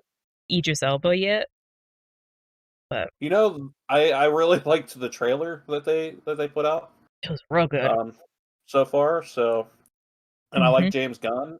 Like James I Gunn did a great love job with Guardians. So James Gunn. yeah. So I mean, like it's so far I like what they're doing with it. So we'll Yeah, see. I'm just gonna miss Will Uh, Smith because him and Margot Robbie were the best thing about Suicide Squad. oh yeah, for sure. Yeah. Yeah, I Uh, don't think that movie was as bad as whatever everybody says. Like I enjoyed it for what it was. there's So I can't remember. It's Midnight something. I'll have to find the channel name. And they talk about it. I think the guy is something in the Slavic country, and he's talking about jumping after Vikola, which is jumping or going after the best of the industry. So mhm, Jared Leto was never going to be a good Joker because he was going right after Heath Ledger. yeah, But that's why Joaquin Phoenix's Joker was so good because he was going after Jared Leto. So there's a big debate in there. I can see that. I can see that. It's It's an very interesting take. interesting. It's so interesting and so fascinating. I understand it and I appreciate it. Hmm. And now that you can step back and look at it, it's like, oh, okay, I understand. But man, Yeah, people, it's just like the Justice League. People get heated with their opinions and can't talk to them about it. yeah. Like I'm very like open to what people think. Like I like, man, we're going on tangents here, but That's what we like do. I thought I enjoyed the original cut of the Justice League for what it was. Hmm. I didn't think it was a terrible movie, but I thought it was better than Batman versus Superman, Yes. which if there's anything like the the worst thing I think about Batman versus Superman was that it's just kind of boring. Yeah. Like I almost just fell asleep during the middle of it in the theater. I had to Like fight it's somebody. just I almost fought somebody like physical. I was like, I think Man of Steel is better than Superman Returns. And they're like, no, you're yeah, I wrong, would man. agree with that. I'm like, go watch Superman Returns and go watch Man of Steel and tell me that one is better than that Yeah, Superman I Returns is actually better. I like Man of Steel, so I will Dude. wholeheartedly say I like Man of Steel, but yeah, like I do like the Snyder cut better than the original Justice Mhm. League cut, but I It didn't fills in. dislike the original Justice League cut. No. I mean, you could definitely see where Snyder filmed to. And remember, I think a lot of people forget with the original movie, his daughter died. Hmm. Yeah. So he had to leave. You could see where it differentiated. my big question, like, that is one thing, but like Wonder Woman 1984 was the same director, and I think maybe I one or think two of the original writers, and it still was like, what? I think with that movie they just got caught up in the too many villains Mm-hmm. Mm-hmm. thing, where it's just like no, don't introduce two new villains. Either introduce Cheetah or introduce what's his face I that I can't can't remember think his of name. right now. All I can think of Um, is Pedro Pascal is way too handsome. yeah, I'll remember it later on, and I'll Yeah, because I literally read the comics. So I yep. know the name, I just can't think of the damn name right now. But And we will get back to Star Wars Jedi Knight in a yeah, but second. you either introduce one or the other. You don't try to like throw them Right? both in there at the same time. Like Um, when and I was watching Suicide Squad, I watched it with uh one of my ex-partners, and then I watched it with we had a family night Christmas, God, not last year, like 2 3 years ago. yeah, And we watched it, and they're like, who's the bad guy? I'm like, what do you mean? They're like, is it like the Enchantress, or is it Viola Davis's character? I was like, or is it Joker? It's like, thank you. mm, There's too many bad guys. You got to pick yeah, one. Can't have them all. I understand what you're trying yeah, to and, set up, and but and I Avengers think set it up for years and then got into the main movie. yeah, that's the DCEU's biggest issue was always just trying to introduce too much in a single movie, where their best movies are the ones that don't do that. Mm-hmm. So like why don't you look at those movies and be like, "Hey, let's not do that." Like I your best mean, movies are like Man of Steel, Wonder Woman, Aquaman, that and was really good. Shazam, I mean, screw Amber which Heard, but yeah, yeah, Aquaman was yeah. good. Oh my Yeah, God, I was it liked good? Aquaman. I mean, I am very much an Aquaman stan, because Stan! I'm a real big Aquaman comic book fan, so The I really comics are like so Aquaman. good. They are good,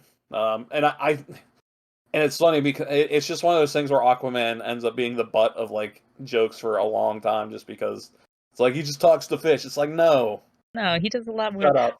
But I also think that nobody but Khal Drogo himself could have been Aquaman to get it into that serious role.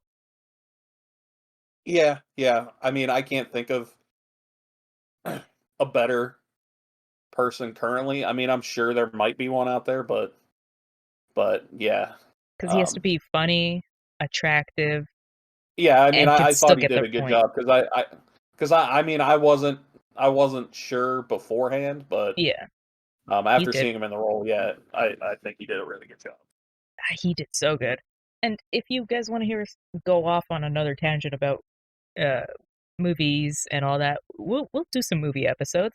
Because I actually do want to get into like the Final Fantasy movies, Spirit Within and Advent Children, which is probably my favorite video I'd game have to movie of all actually, time. I'd have to actually rewatch those because I haven't Hey, seen those, and we can do a movie night. I haven't seen Spirits Within I almost want to like since not talk about it, but I know if we do, we have to talk about it. Like yeah, it's not good, but we could do a movie night. yeah. I haven't seen it probably since it came out. Honestly, I haven't seen either one since they came out. I want to say so. I would like to Yeah, see Advent Children again because it's been that long, yeah. and I literally don't remember anything that happened in it. So, You know what? I'll uh, set up a movie night and we can watch it. I'll stream it and we can watch it. Actually, I have it on DVD, so I don't need to stream it. for But yeah, let's do some movie topics because there's a lot of video game crossovers that I do want to get into, and sure, yeah. it's gonna be so glorious. So here's what So, this whole like tangent of movies went off to is Raven started taking on licensed franchise stuff. So LucasArts is big, and I mean it was big. They are not what they used to be. Uh, They were, man. LucasArts had some of the best DOS games of all time. Best point adventure. yeah, yeah, Oh, man, they were good. So they did Jedi Knight 2, Jedi Outcast, and if you follow me, this was before level 1 gaming.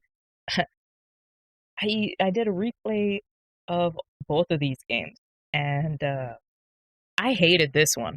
This one was a mess compared to Um, the original, the next one coming up. Compared to Jedi Academy, Yeah. I think Outcast was just. I don't think it's a good game. It's just not as I want to say like polished. Maybe would be the word. I Oh, don't want to say. I like when I search it up. The best worst game ever. Yeah, yeah. They got a lot of things right They did, with it. and it was a stepping Um, stone. yeah, Because I'm gonna see if I can pull it up. a good Uh, story, good protagonist. yeah. Like the actual Jedi battling. Like they got all that right with it. Yes, It's just they really maybe did. some of like the level design and stuff like that. Maybe not so much. I was just about to pull that up. There's a section, I can't remember where exactly it is, um, but it is a section where you are going through a tall skyscraper, multi-level building. I think this might be it. But it doesn't have any compass. It doesn't tell you where to go. And usually, enemies equals go. Doesn't have that because the enemies will randomly spawn. It is this section. But you have to, when you get to the top, you have to slow one of the trains that are passing by and hop onto that. But if you try to do that early, it doesn't let you. And it was just Mm, poor level design. But it's not a yeah, bad game. It just suffers from early development thing. yeah, yeah, and a lot of stuff like at least in this time period, because this is like the PlayStation 2, Xbox, GameCube time period, Mhm. didn't really signpost well what you're supposed to do. Yeah. And So there would be a whole lot of trying to figure out what do they want me to do, I mean, which don't get led me to wrong. I don't you know, mind them not holding your hand mm, because I'll take that. But if well, you can I see I'm in an I think area for like 2 hours and I'm stuck and I'm not moving, help me. exactly like yeah, there's now like more of a smart game design thing where it can tell like, hey, you haven't done what we need you to do for like 10 minutes. Uh, do you Hmm. want us to help you? Yep. Like, That sort of please, thing. So I will take that. And yeah, exactly. Baron says Jedi Outcast is AI. I don't know what you mean there. Maybe I'm dumb. I am dumb. But I think he's just saying it's A, as in like an A, like, maybe. hey, are you talking? Are you trying to make fun of Canada? Hey, these games are hard. Like without a doubt, they don't have a even the difficulty setting that's on easy. They're like, no, screw you Mhm. and Yeah, the house you grew up in. We're not taking it easy on you. yeah, definitely. They They were just rough. hate you. They really just hate you. They were rough. Get out your pro action replays, kids. This is also on Switch and PS4. I did not know that. Okay. Yes, yeah, they re-released it um Oh, on both of those. Uh, well. obviously recently, so last year. Oh, oh. I mean, if there's any games you need to play. Oh, and there's. Oh, okay. So my mouse, And if they you guys see me snapping up and down, my mouse is on its way out and it does like this weird scroll and then snap back up thing. So that's not me doing it. The scroll wheel doesn't work. So woo, yeah, so we saw Jedi Outcast, then we saw the sequel to we're not Soldier of there Fortune yet. 2. Oh, yeah. Yes. So Trevor's Uh going to talk about this. I'll be right back because there's something I got to do. so Soldier of Fortune 2, I'm pretty sure it was probably bigger on PC, honestly, but I played it on Xbox. I played it on original Xbox at the time. And again, like it was very much one of those things where like, hey, there's a lot of gore and violence, and that's what you played Soldier of Fortune for. Because that's just how it was, and during this time period, because it came out in 2002, so I probably, or well, 2003 on Xbox, so PC 2002, Xbox 2003, so I probably rented it from my local Blockbuster, because that's what I did during that time period. I would rent games from Blockbuster. This might have even been because this was I'd have been about to go into my senior year of high school, so I was definitely playing a lot of games then. They may have Blockbuster. I can't remember when they started doing their Game Pass, but at a certain point they did have a Game Pass where you could rent one. I'm pretty sure it was just one game at a time, but you can keep it as long as you want. Essentially, what like Netflix became, except with an in store thing. But I know they had a Game Pass thing where you would rent a game, keep it as long as you want, or you could just come back to the store and exchange it, as many times as you want and get different games. So I know when I was in my late teens, I would do that because it was a cheap way to play as many games as freaking humanly possible. So I know Soldier of Fortune 2 was one of those games. And honestly, like the thing about these games is that they're not super memorable, other than the fact that they were extremely gory. Um, that's really like not to say that they're one note, but they were pretty much one note. I don't think I played it online. I don't remember if the Xbox version actually had the online. I'm looking at the Wikipedia now. Go, there we go. Do do do do do do do do. Yeah, I can't.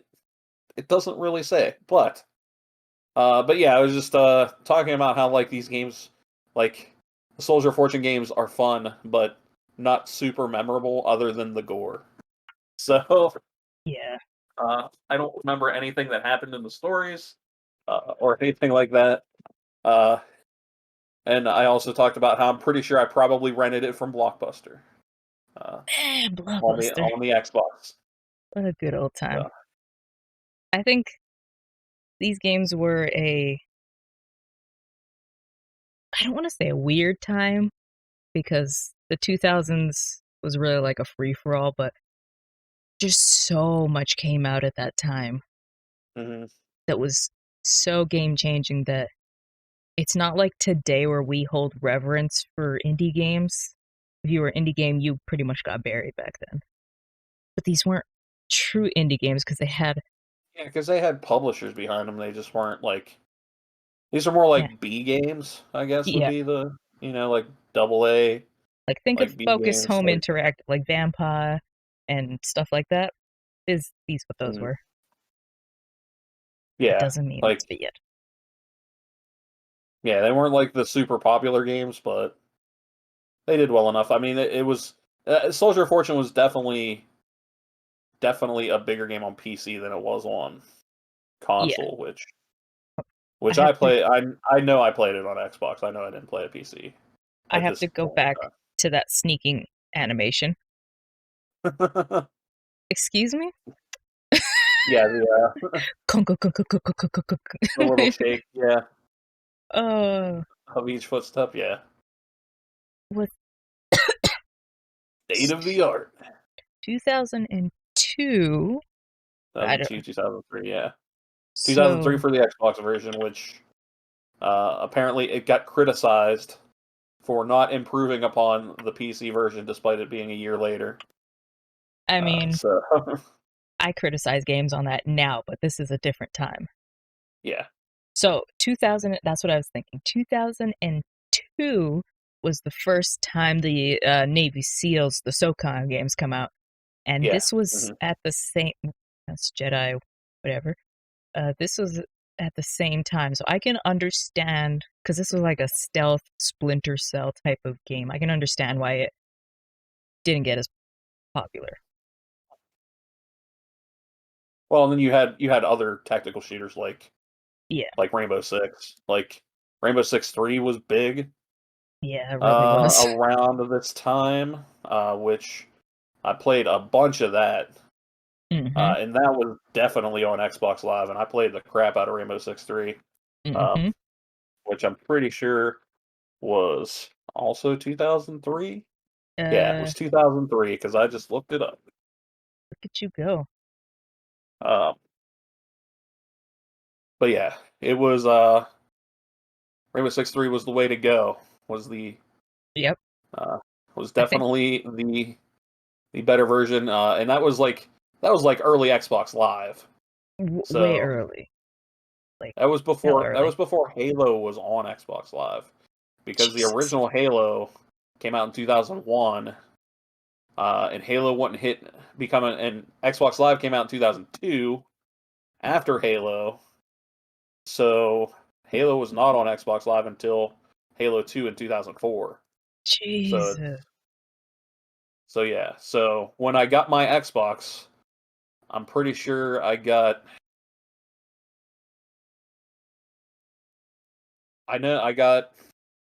know I got Morrowind Classic, you have and to. Halo 1, and I'm pretty sure I got Rainbow Six 3.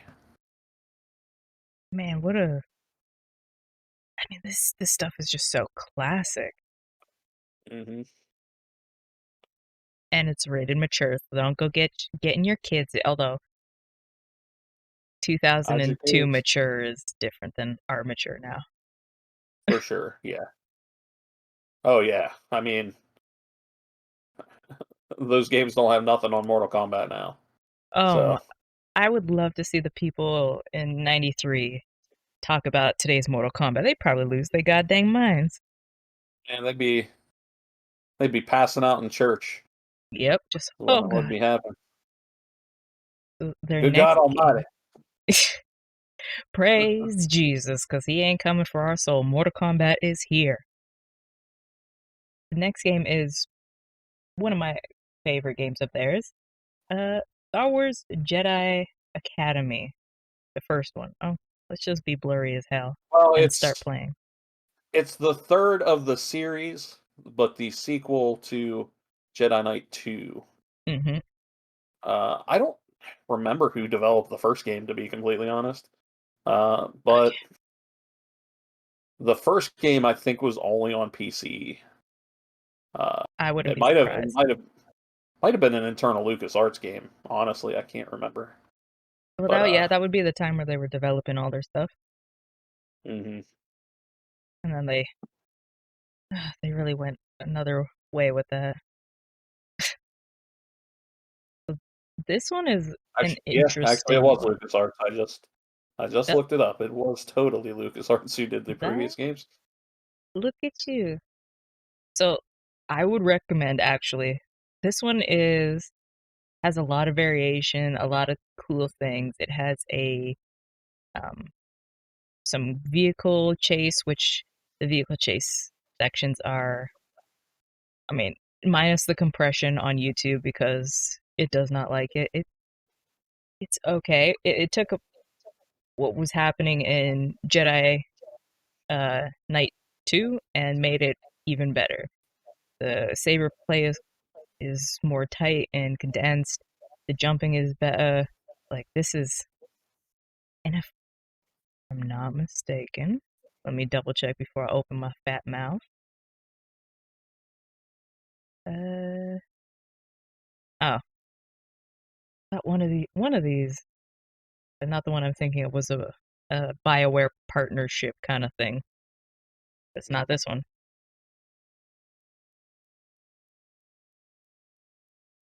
It's just good, and you can get it on Game Pass if you have it, because the EA Play and these games are on there. Although for some, No, this one.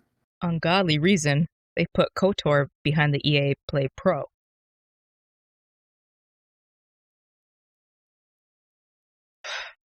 Why would you Yeah, put KOTOR. KOTOR? It's because it still sells. It's so good. Just let people play it. People will buy it. I bought Yeah, Skyrim like 6 times. I will buy this. you can buy KOTOR. Yeah. So it still sells. That's why they sell. That's why it's not on the So this was also recently regular brought EA Play. to the Switch and PlayStation 4. Okay. So their next game is one of those rare ones that kind of has all the consoles at the time, GameCube, PlayStation 2, and Xbox, which is X-Men Legends. Hard game. X-Men Legends was really good. I don't think I've ever played it. It's Champions of Norath, but X-Men Legends, but with the Oh, X-Men. I mean, so that's Professor X. uh, it The also came out on Mazer. the best handheld ever, the N-Gage. Man, I'm pretty sure LGR Lazy Game Reviews has a breakdown of the N-Gage. Yeah, do they have a breakdown of you having to take the battery out to put a cartridge in? Yeah, Um, which that was a design decision until they came out with the N-Gage QD. I want to say that where you didn't have to do that. I just want to Um, know why they thought that would be a good idea. it was the time. Phones were starting to become a thing. I guess I don't know. It was, it was kind of like right before the iPhone existed. yeah, So right at that phones cusp were there. taking so like phones were taking chances in weird spots, and Nokia just had the N-Gage there. I gotta it's really weird, but I have a bunch of N-Gage games. I mean, Um, you're a collector, despite so never owning the actual N-Gage itself. that's okay. But at the time that I worked at EB Games, the N-Gage was discontinued, Hmm. and they basically was like, "Hey, throw away all these games." So I'm pretty sure each of us took home one of each game at the time. Jesus. So I got a bunch of stuff on N-Gage. I don't even remember what I have. I know I at least have like Ghost Recon and Splinter Cell, I think. Jesus, man. You know how much those are probably worth right now? They're probably not worth much, I don't think. I don't know, because that stuff is getting harder and harder to find if I you mean, can even it's find it. possible. I just don't think there's a huge nostalgia for N-Gage, which kind of keeps it from being It's not the nostalgia, it's the we could lose this media soon kind of yeah, mentality. that's true. So this Uh this received like an okay. 83. This is a high rated game. What did they call it? Final Fantasy with X-Men, Norath with X-Men. Yeah, Wow. that's that's exactly what it is. It is Diablo X-Men, you know. I feel like I should have played. What was I doing in 2004? Yeah, I'm surprised you didn't because I mean, I knew you played Baldur's Gate Dark Alliance, you played Yeah, Champions of Norath. Um this was along the same vein. So, 2004. I was in grade 5 or 6, so I can understand probably why I didn't play this at the yeah, time. okay. But I guess I'll have to go back to it now because why not? It's it was a hard game, honestly. Oh, you know Um, me. I'll put trainers on. I don't give a shit. yeah, I mean it was pretty tough because like I played it on GameCube not that long ago, like maybe last year sometime. Damn, old Uh, man. He dusted it off. so and Mm, it was not easy. So yeah. uh, I mean, but that's what I had it's with NORAD. It was hard. Holy crap. yeah Yeah, those games are a lot harder than I think people remember. So Yeah, did it? people don't. People don't. That's what I should just say. People don't. Does it say what engine it was on? I I, don't know. I think it might have even used the Snowblind engine. Um, I might. Yeah, I mean, that might not be accurate, but I'm surprised it doesn't, because every other one has said which engine it runs on. That's yeah, interesting. it doesn't say. I, I think they might have licensed the Snowblind engine, but I'm not 100% sure on that. Um, Yeah, these are interesting too because it's. I mean, if we look at the cover, it's owned by Marvel and published by Activision. mhm. But that was before like all the switches and stuff. So I'm interested to see who owns this right now. I don't think I would it's not say Fox. Activision probably still has the publishing rights, uh, whereas Marvel owns the characters. So it's, I think it's probably like how Marvel Ultimate Alliance was, where Activision had to work with Marvel to re-release it, Mm, which is why we only saw it for a limited amount of time and then it went away again. yeah, because like So these ones you never really see re-release. They just kind of like no, fade. So I'm and then curious. I think it is because of the licensing behind it. I think Yeah. that's why you see that, um, which is unfortunate because these games are awesome, Mm-hmm. These games are and they're awesome. the games Just like right, that should be re-released. right. So Just like the second one, which I remember seeing at Roger's video, which is we did have we did have a Blockbuster, but this is like the Canadian version of that.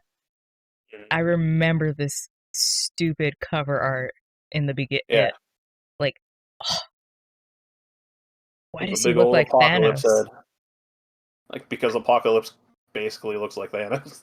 Yeah, dang, you right. What is that? because because DC and Marvel have copied each other for years. I mean, yeah. If you go back into all their character catalog history, I mean, I'm not super versed on a lot of comic book stuff,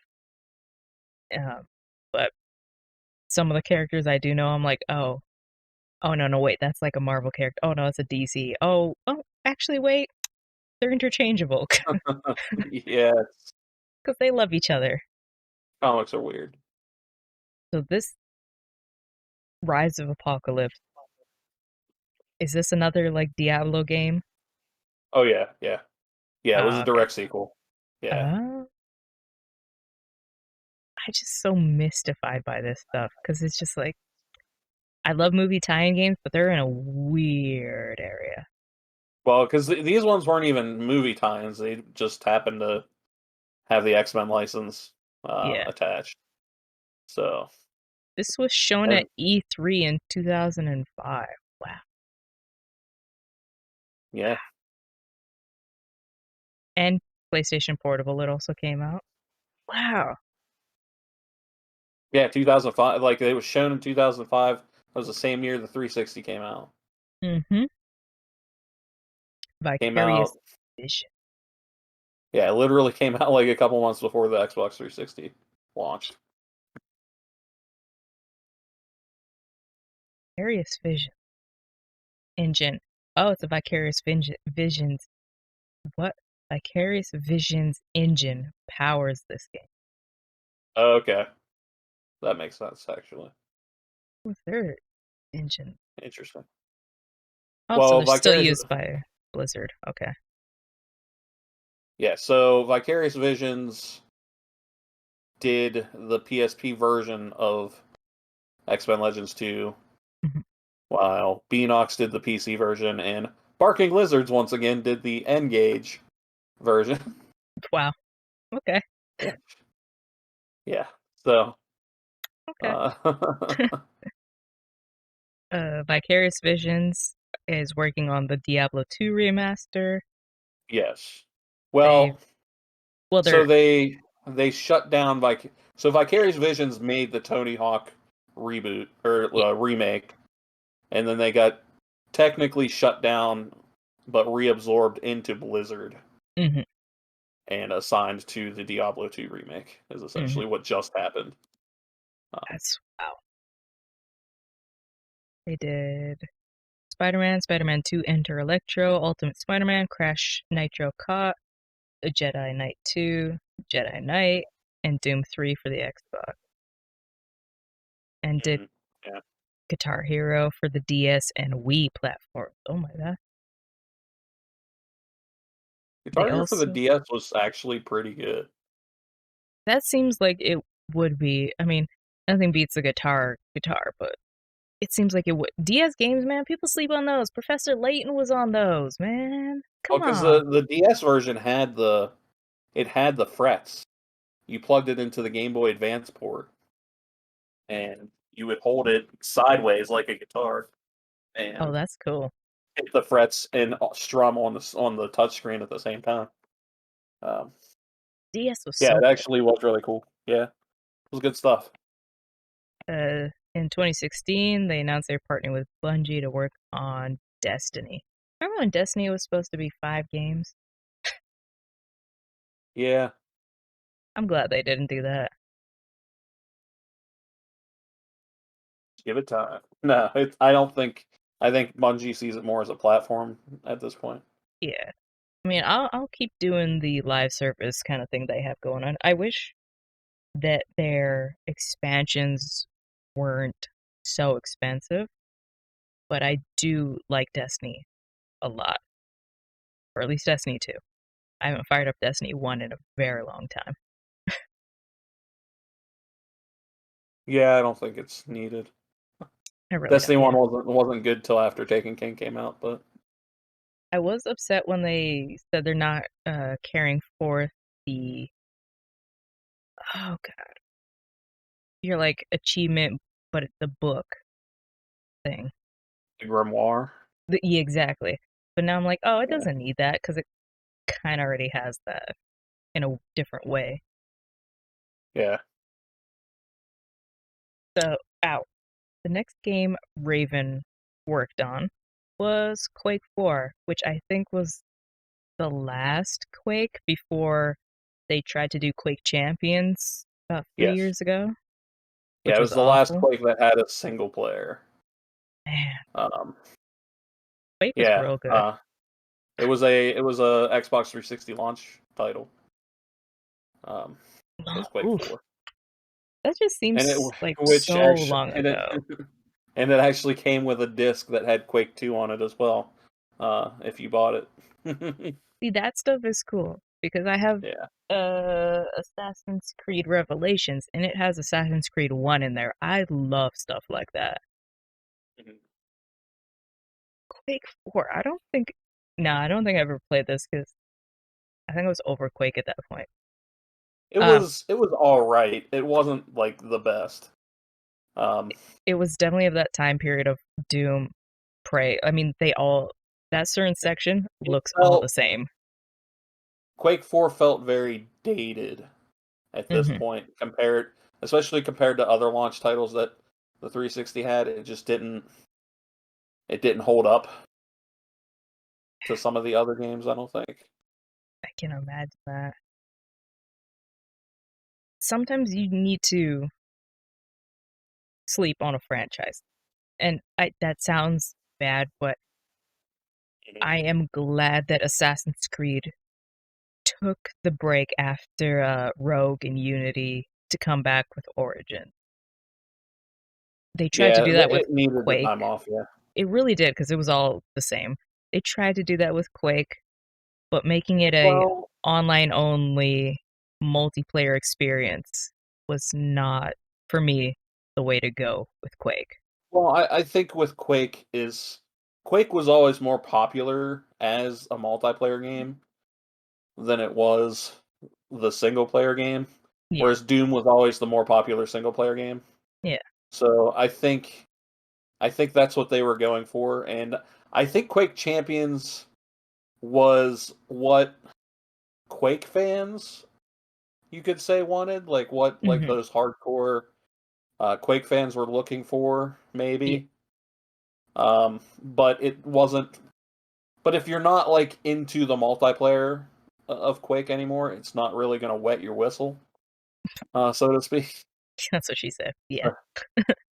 So it's just I think it's just very dependent on you and your tastes. Yeah. But I I don't think Quake should die because it is a historic and pivotal. If you love Doom and you love the movement tech and Doom and all that, you have to give credit to Quake. Oh, I think man, it'd be really cool to see them try to bring back Quake the way they did with Doom 2016. yes. If they could do it. Hmm. Um, but yeah, I think that would be cool to see. But I don't know. I don't know if we'll see that or not. I think also Doom, like I said with the Binary Domain, which came out 3 weeks before Mass Effect 3 came out. Doom Mm. came out, they announced the beta and stuff like the same summer they talked about Fallout 76. So that did Yeah. not help at all. And then what happened with 76? I know some people love it today, but man, I couldn't even. Fame and I have a stream of us trying to get it running, and it wouldn't even run on Game Pass. So I'm like, I don't, I have no faith in that game. Did not help. But Quake is, Honestly, man, Quake is I've history. heard I've heard Fallout 76 is good now. Yeah, And I think it might be one of those games that I try once I actually find an Xbox Series X. yeah, Um, and I'm able to get a hold of one because I mean, I, I I actually own a copy of 76, even though it's on Game Pass. But I never bought it. yeah. A friend of mine ended up. She bought that Xbox One, needed a replacement Xbox One. Bought that bundle that had Fallout in it. She had already had it, so she gave me the code. She was Yeah, like, "Hey, do you own this?" I was like, "No." I was like, "Sure, cool." yeah. And then I, redeemed the code and then never played it. Uh, There's just some games you just have. yeah. So I, it was just one of those things. well, I was telling you before we started, I was replaying Skyrim because it's on Game Pass, and I'm like, I'm getting these achievements, and it's as unstable as it was before. And I think that was just my problem with 76 is I couldn't even get it started, and I worked at it for like 3 weeks, and it still would not start. And I'm like, no, I, Yeah, I I mean it's hard to tell with PC. Like hmm that's because PC is hard. I've played Skyrim recently on Xbox One, Hmm. and it's fine. Yeah, Um, PC is but weird, it's man. hard. Yeah, it's hard to say like because every hardware, all hardware is different, and there are different problems that cause different issues, and like Hmm. it's very hard to troubleshoot to be like, oh, it's definitely this problem. Hmm. So I was having an issue with ironically, Origin. Uh, the Origin launcher, like it would crash every single time. So all of yeah, my Origin games were locked behind. So Sims, and I don't play Sims like for playing sake unless I get into like that groove. But I usually use Sims for to build houses and then take screenshots for art projects. Anthem was locked behind there. Star Wars, like everything was locked. But somehow the EA Play app, because there's a new separate yeah, app because for they had a that, new app. Yeah, it works, and I'm like, okay, whatever. So now I can play Vampire, I can play Madden, I can play everything, and I was like, but yeah. you So still need the Origin app. That's the thing too. yeah. Well, it's so that's how I figured out that the Origin account that is tied to my Xbox account is not the same as the one that I use on PC for Origin. So Oh, so I have two different Origin accounts. I mean, the one that's message tied to them. my Xbox Live was like, I mean, it was tied to it. Shit, whatever the first EA game that you used it on Xbox, like Xbox 360 at one point. So I don't even know. Yes, Um, but They actually are starting to merge accounts now, so you can message them Okay. and they'll merge it for you. Yeah, 'Cause I had to do I'll that have to too. look into that. Yeah. Like, And I was just like, okay, all right. I mean, it's not really that big of a deal because like I can just like for any of the Game Pass stuff, I can just use that EA Play app, and then my Origin luckily isn't broken yet, so oh, lucky bitch. I can just like go in my Origin account on Origin and it works Yeah, for now until it breaks, and I'm about to say it's like it's only a matter of time right. because I Um, know they stopped giving updates for it and everything, so it's just like, oh, so they're really trying to move away from this. Okay, yeah, okay, yeah, because they want the new app to be the thing now. yep. Um, And but speaking of new apps, Nani? not a new app would be the gameplay that you have up on the screen. I've Uh, never played a Marvel Ultimate Alliance game. so it's the same thing. It's basically it's the spiritual successor to the X-Men Legends game, except instead of just X-Men, it is all of the Marvel superheroes. Wasn't there a new one announced? Oh god, it wasn't E3 last year.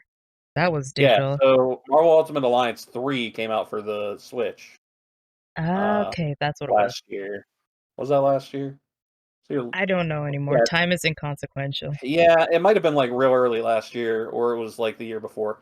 Either way, it came out for the Switch. Yeah, and it was a Switch exclusive, which was weird, but I um, mean, are you surprised? no, not really. Um, but yeah, these games were fun. Like I didn't real like it's funny because they did the first Ultimate Alliance, but they didn't do Ultimate Alliance 2. Hmm. Because this definitely had a sequel that was not done. I'm guessing it was probably just done by like Vicarious or Yeah, Beanox maybe or someone like that because they were doing the other stuff at that time. you were like So as as Tim Dog would say, balls deep in other stuff at that point. And speaking yeah, of yeah, balls deep, they were also made probably one of the best movie tie-in games. X-Men yes, what is it called? X-Men Origins Wolverine, which yes. Um, probably one of the worst X-Men movies. Um, really, and you know what? It is. I can honestly admit that. I like watching it, but it's awful. yeah, like I just like that scene when he comes out of the tub and he goes and like tears it all down and just like, ah! Like that was hey, a I mean, horrifying scene to watch. yeah, like even the worst like of the movies like that have like cool scenes and shit. Yeah. But yeah, like this game is really good. You Like know, I I just think why I like the movie so much because when I first watched it, it was the leaked copy where it had no CGI, and it was like, oh, this mm, is weird. And then mm, I watched it with CGI, and I was like, oh, this ain't so bad. Okay. yeah, Without CGI was awful. I guess if you guys can somehow find, I mean, it's probably out there. It's rough. it's but this game very much a It was product just of its time, but like good. it was a really good 3D action game. I mean, that's just like it What was a more could lot you of fun to ask for? play. Like it was, Hmm. I mean, you could see the God of War influences with the quick times and the uh, orb stuff, but yeah, it's very God of War like for sure. Especially at the time it came out, but yeah, it was just a ton of fun to play. I miss games It's like this. it's one of the few like movie tie-ins where like I know I played through the whole thing. Like it was good. It Yeah, was good stuff. this this was bugging me. When did it come out? 2009. So this was a game I reviewed. Batman Begins movie game was an okay game, but this came out 3, 4 years after that. Because what is math? Mm. We don't know her. this is so good. Like honestly, I'll have to do a review on it eventually. But man, go play X-Men Origins Wolverine. Although I don't know where you can find it because I don't think it's available digitally anymore. Yeah, they probably lost the license, to be completely honest with you. Yeah, You could probably find it used at a GameStop or maybe on GameStop's website, perhaps. Because it came out on PS3 and 360. I mean, Um, I have places to get it, but I cannot give you guys those links. But yeah, it's worth having in your collection. but yeah, they probably lost the X-Men license at this point. So hmm So this next game, we've talked about this yeah, not last week, but week one. before last, I'm pretty sure. Yeah, Yeah, oof, I can't spell anything. So this is Wolfenstein. Came out 2009. Oh, now I yeah, gonna have to hunt for a trailer. This was the last Wolfenstein that was before the remakes, and this was a more of a paranormal, supernatural game, and I yeah. It think was this is more like why people didn't really like it. kind of looking more at like the SS's paranormal stuff, hmm kind of going into that part of like World War II, like World War II shooter mixed with that. So, Yeah, but yeah, it was the last Wolfenstein before Machine Games, and id, who worked with Raven for so long, took over the franchise, yeah, or at least took it back. You should yeah. say, you could say. Um, but yeah, This it's was also, and I think this is the next game we're about to talk about. This dealt with a lot with going back and forwards in time, but also mhm, instead of time, it was dimensions, yeah, which was a big thing at that. I mean, I think Brink did that. Man, Brink was good. Not Brink 2, and but Brink. Brink was actually made by Human Head, who I can't wait to was dive into them, old Raven Software. right? Um, so it all ties back together. It, But yeah, I don't I remember this game being all right. yeah.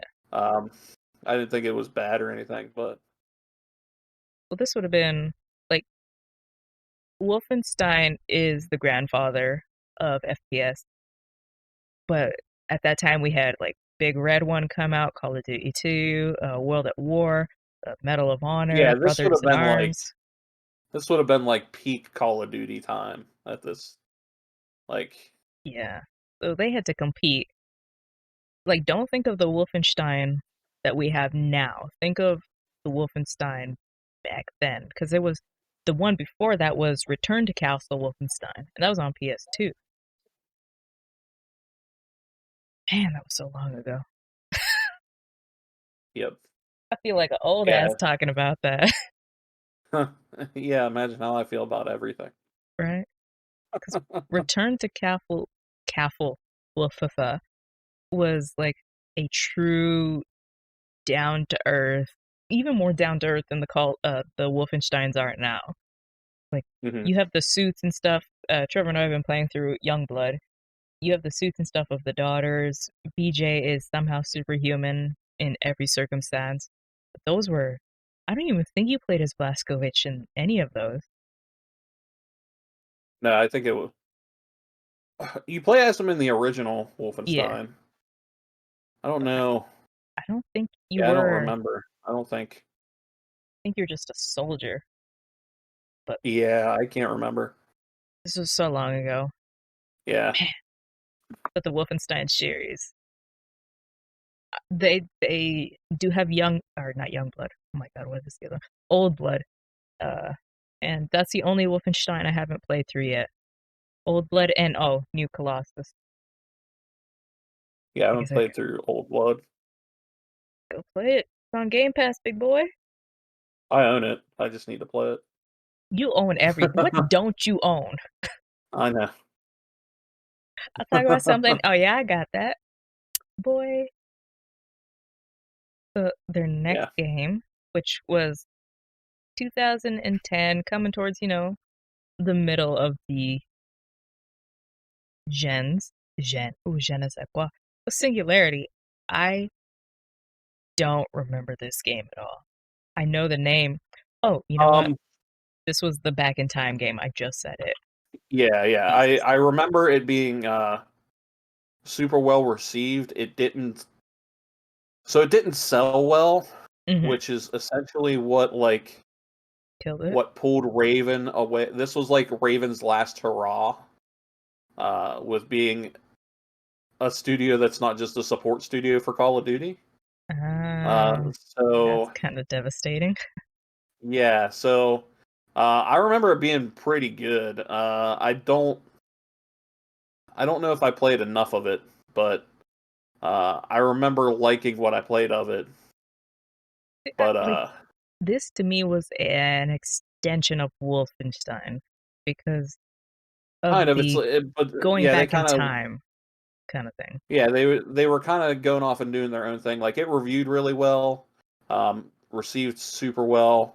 Hmm. It just didn't sell well, unfortunately. So Yeah. at that point, Activision made the executive decision to stop having Raven make their own games and start backing up Treyarch and Infinity Ward on their Ugh. Call of Duty games. So this is kind of, I mean, it's technically not, but it's kind of Raven's last game.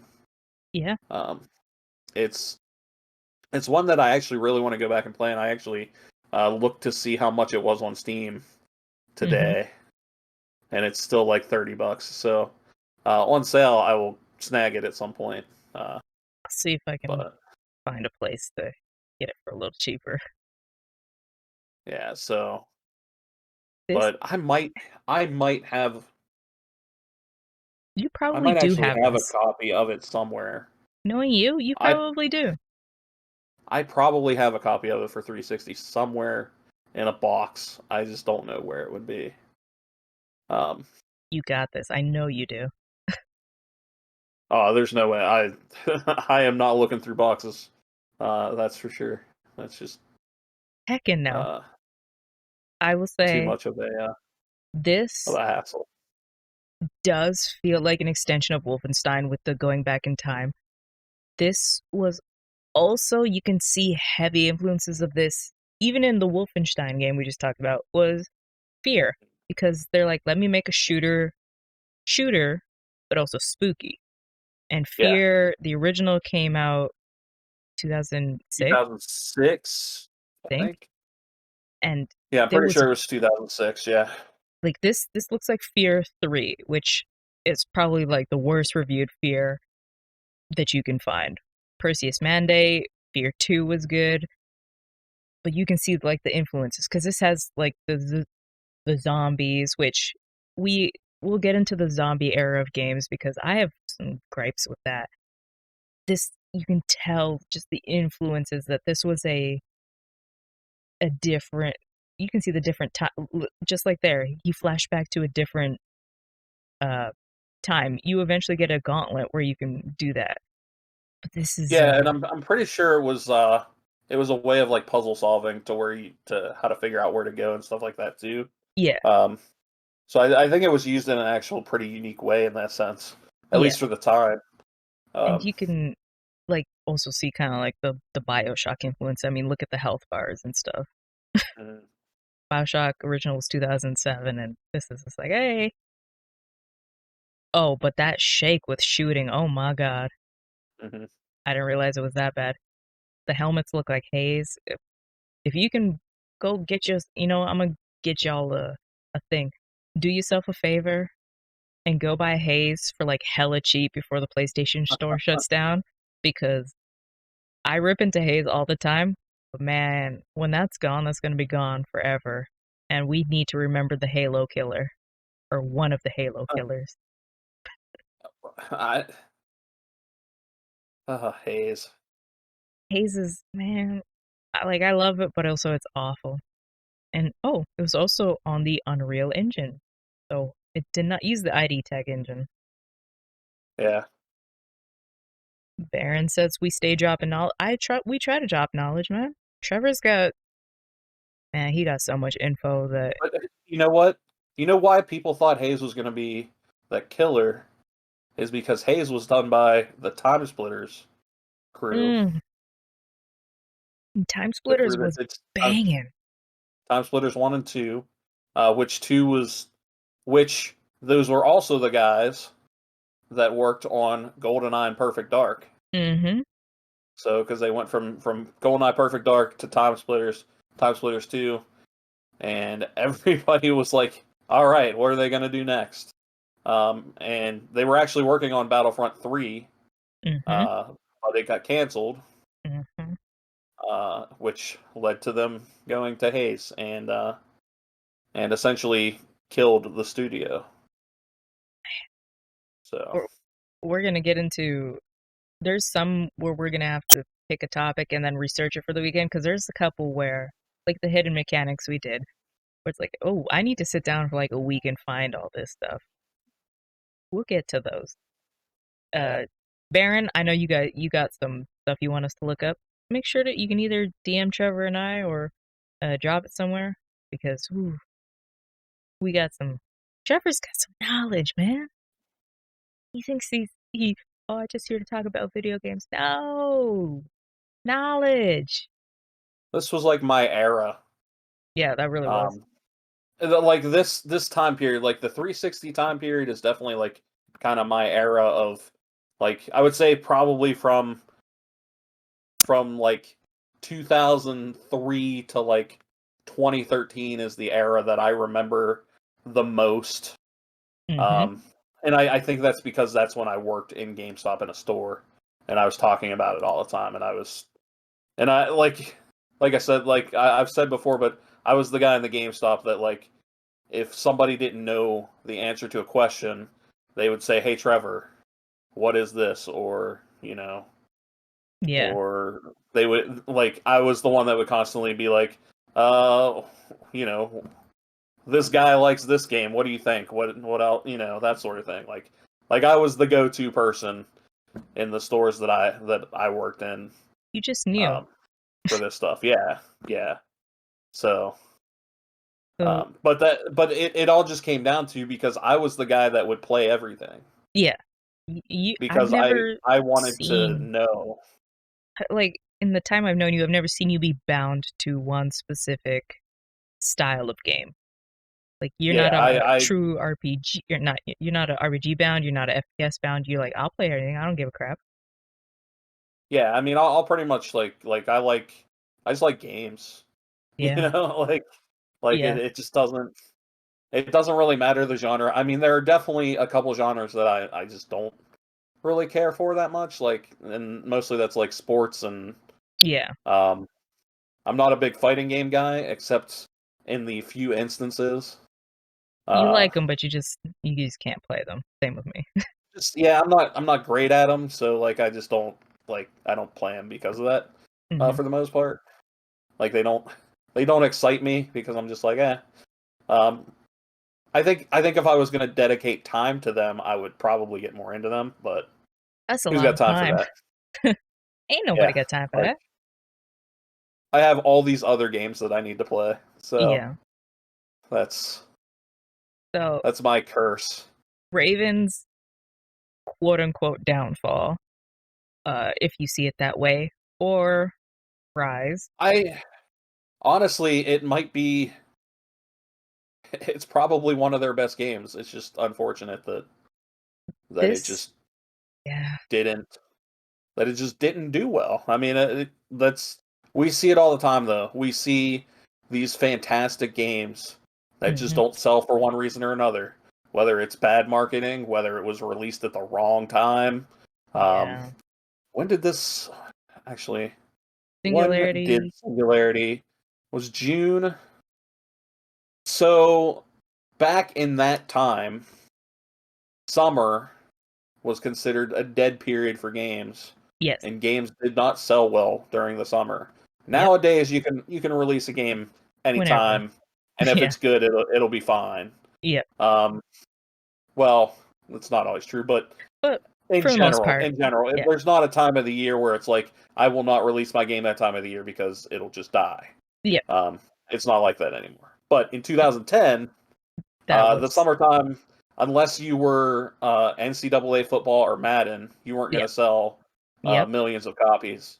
So, Hmm. so yeah, totally like June was basically the dead period that it came out. But then again, if it would have come out in November, it would have been against Call of Duty, and it still probably wouldn't have like. You can't compete. Yeah, it's just We'll get it, into it was Call just of it was the Duty era. Yeah, at another point because I have a lot of feelings on Call of Duty. We'll do a whole breakdown of. I think it's gonna have to be two videos because just covering the mainland titles and then the spin-offs is gonna be an issue. yeah. Um, But yeah, after Singularity, they pretty much became a support studio for Call Hmm. of Duty, and you can see like from Black Ops forward, Hmm. they've pretty much assisted whatever studio is doing the Call of Duty that year uh, And if on you've been making on Call of Duty. YouTube long enough, you know, myself included, we came in during the Black Ops era. The Black Ops was like the game to be playing. Zombies. That's when like Syndicate was big on Modern Warfare 3, or Mm. and then he got big into zombies in Blops, and yeah, Black Ops is probably the game that kickstarted a lot of the people you watch today's career on YouTube. It was the game to play because it had a Which is compelling funny, story and good multiplayer.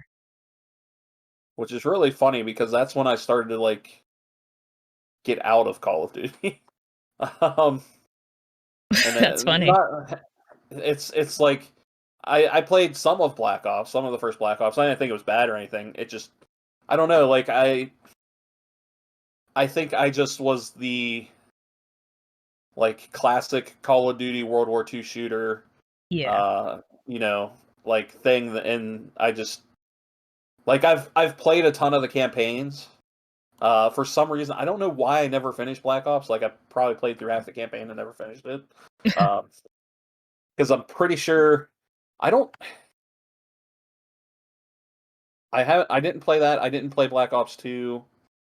Oh I man, those are my I think favorites. maybe I want to say there was probably just a period of time where I was just burnt out on Call of Duty, and Y- Yeah. it just happened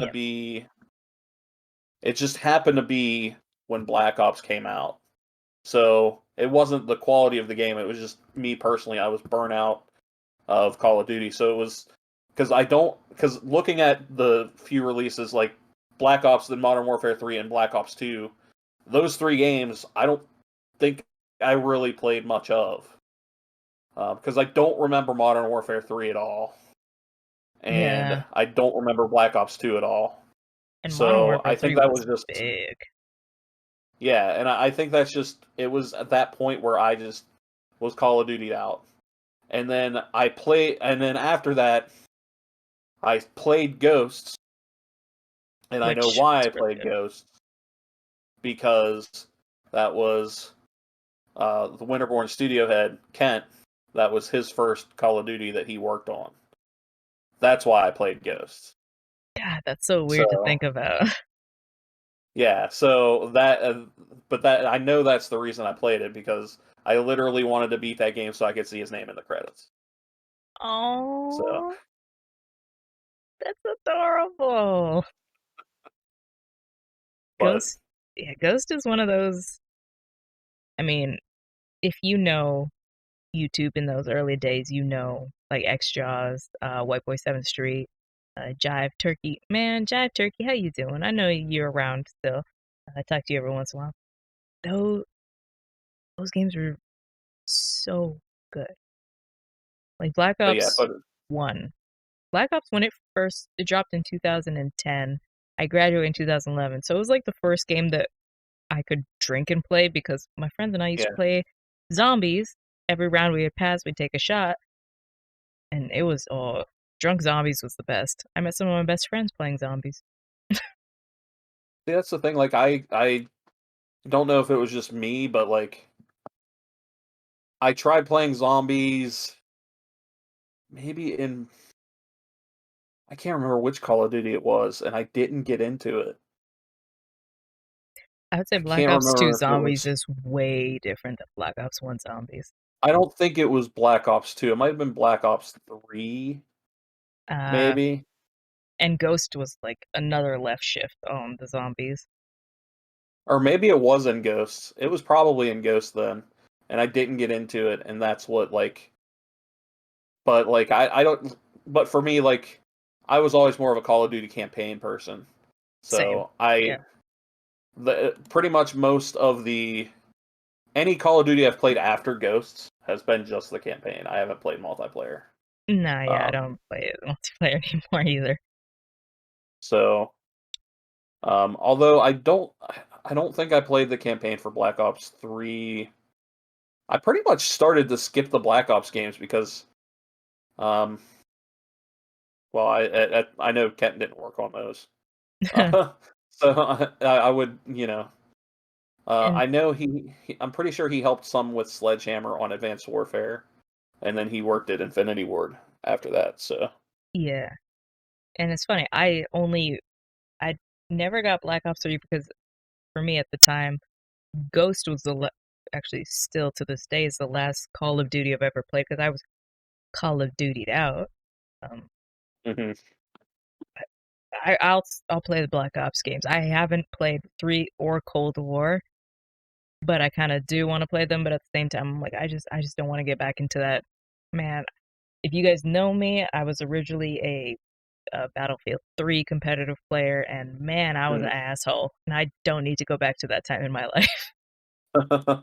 I was mean, especially if you played Overwatch with me. All I play as a medic, so I was exceptionally mean. Like, if you're yeah, not in my range, no heals. I think I think because I was always more of a Halo person Hmm. that I preferred Battlefield 2 Call of Duty as far as multiplayer goes, Hmm. just because it was more it was more objective based Yeah. and role based and stuff. So Oh, it give me was a that bit objective more, gameplay. Any yeah, day. it was more strategic than just the run and gun gameplay of Call of Duty, and I think that's why I was more attracted to those games than the Call of Duty multiplayer. Like I understand why people like Call of Duty multiplayer, it's just not my thing. Yeah. I mean, I Um, was into the Call of Duty multiplayer. I was there when Rico took the World Cup and upset Optic. I remember FaZe when FaZe was not a weird whatever house thing it is now, and it was a competitive team. There was Optic Scumpy. Like I was around for that. I don't want to be in that anymore. I used to do yeah, League of Legends shoutcasting when it was just came out. I played League of Legends. I'm glad I saved none of the VODs, but I used to play League of Legends with like Nuggy, Straight Black, and Savage Born. Like those were my boys. We used to play every night, stream every single night for at least like 8 hours. We'd be playing League of Legends. I'm I can't go back to those days. I really can't. yeah. I never got into the competitive side of gaming. Um, it's just not my my thing. I could. So Oh like man, I appreciate that. anything that was competitive like that, I just never gravitated towards. Like I've never played League. I just don't have, just never had an interest. Um, Bruh. I've You know what? I've We like might have to played a play game it. or two of like Smite, Oh, I but love Smite. That was another one. like I didn't think it was bad. It just It's wasn't my different. thing. Yeah. Um, so yeah, I just MOBAs just never really like I just was never attracted to them. Ooh, we might have to play a little league. Not competitively, but play a little league again. Because I'll be coming in as somebody who hasn't played a game in 3 years. So Yeah, just a brand new game. I when I started playing Overwatch, I started playing competitively there too, and I'm like, nope, nope, you need to back off because I I think the stuff like the lore and the characters and stuff around League are cool. Like Mm-hmm. I like what they're doing there. So like I'm super interested in their other games that aren't League of Legends. Like anything that Riot is doing that's like the RPG and the other stuff that they're doing. Gonna be so good. Other than Valorant, I have no interest in Valorant whatsoever because Yeah, I don't like Counter-Strike, so yeah. I I just don't have like zero interest. It's not the game for Um, you. yeah, it's just yeah, like I know I have some friends that are into it, and I'm just like, yeah, no, I'm good. Not for me. Not Like my type. like you guys want to play like Apex or something? Like, all right, I can do some Apex, but like, yeah, Not. I not even understand touching it, Valorant. but yeah. I mean, I have never played a battle royale. I just don't like those games. I don't like that type of game. I actually really like battle royale games. Call of Duty Warzone is really good, actually.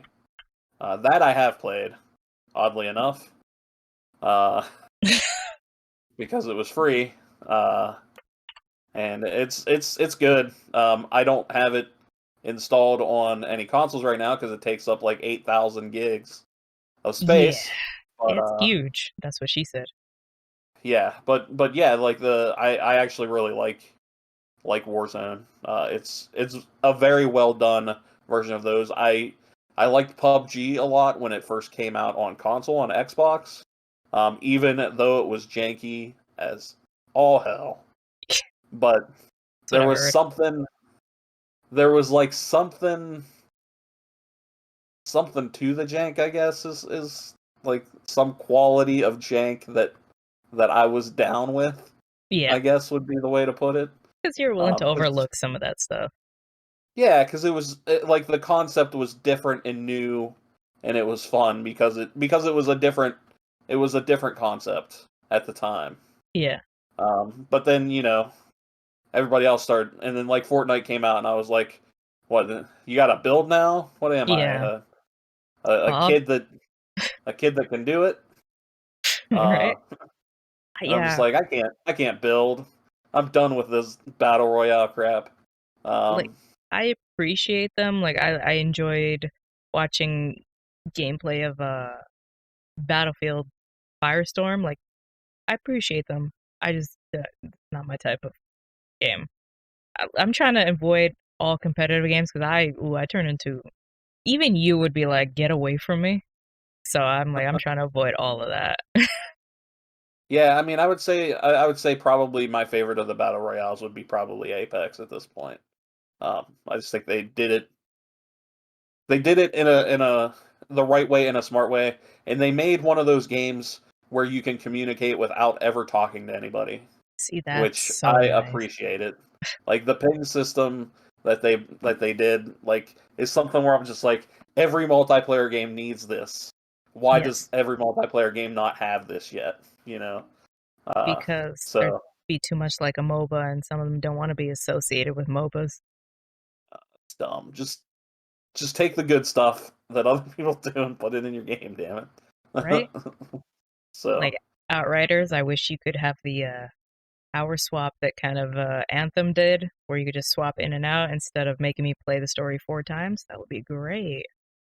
yeah, yeah. But it is what it is, as they like to say.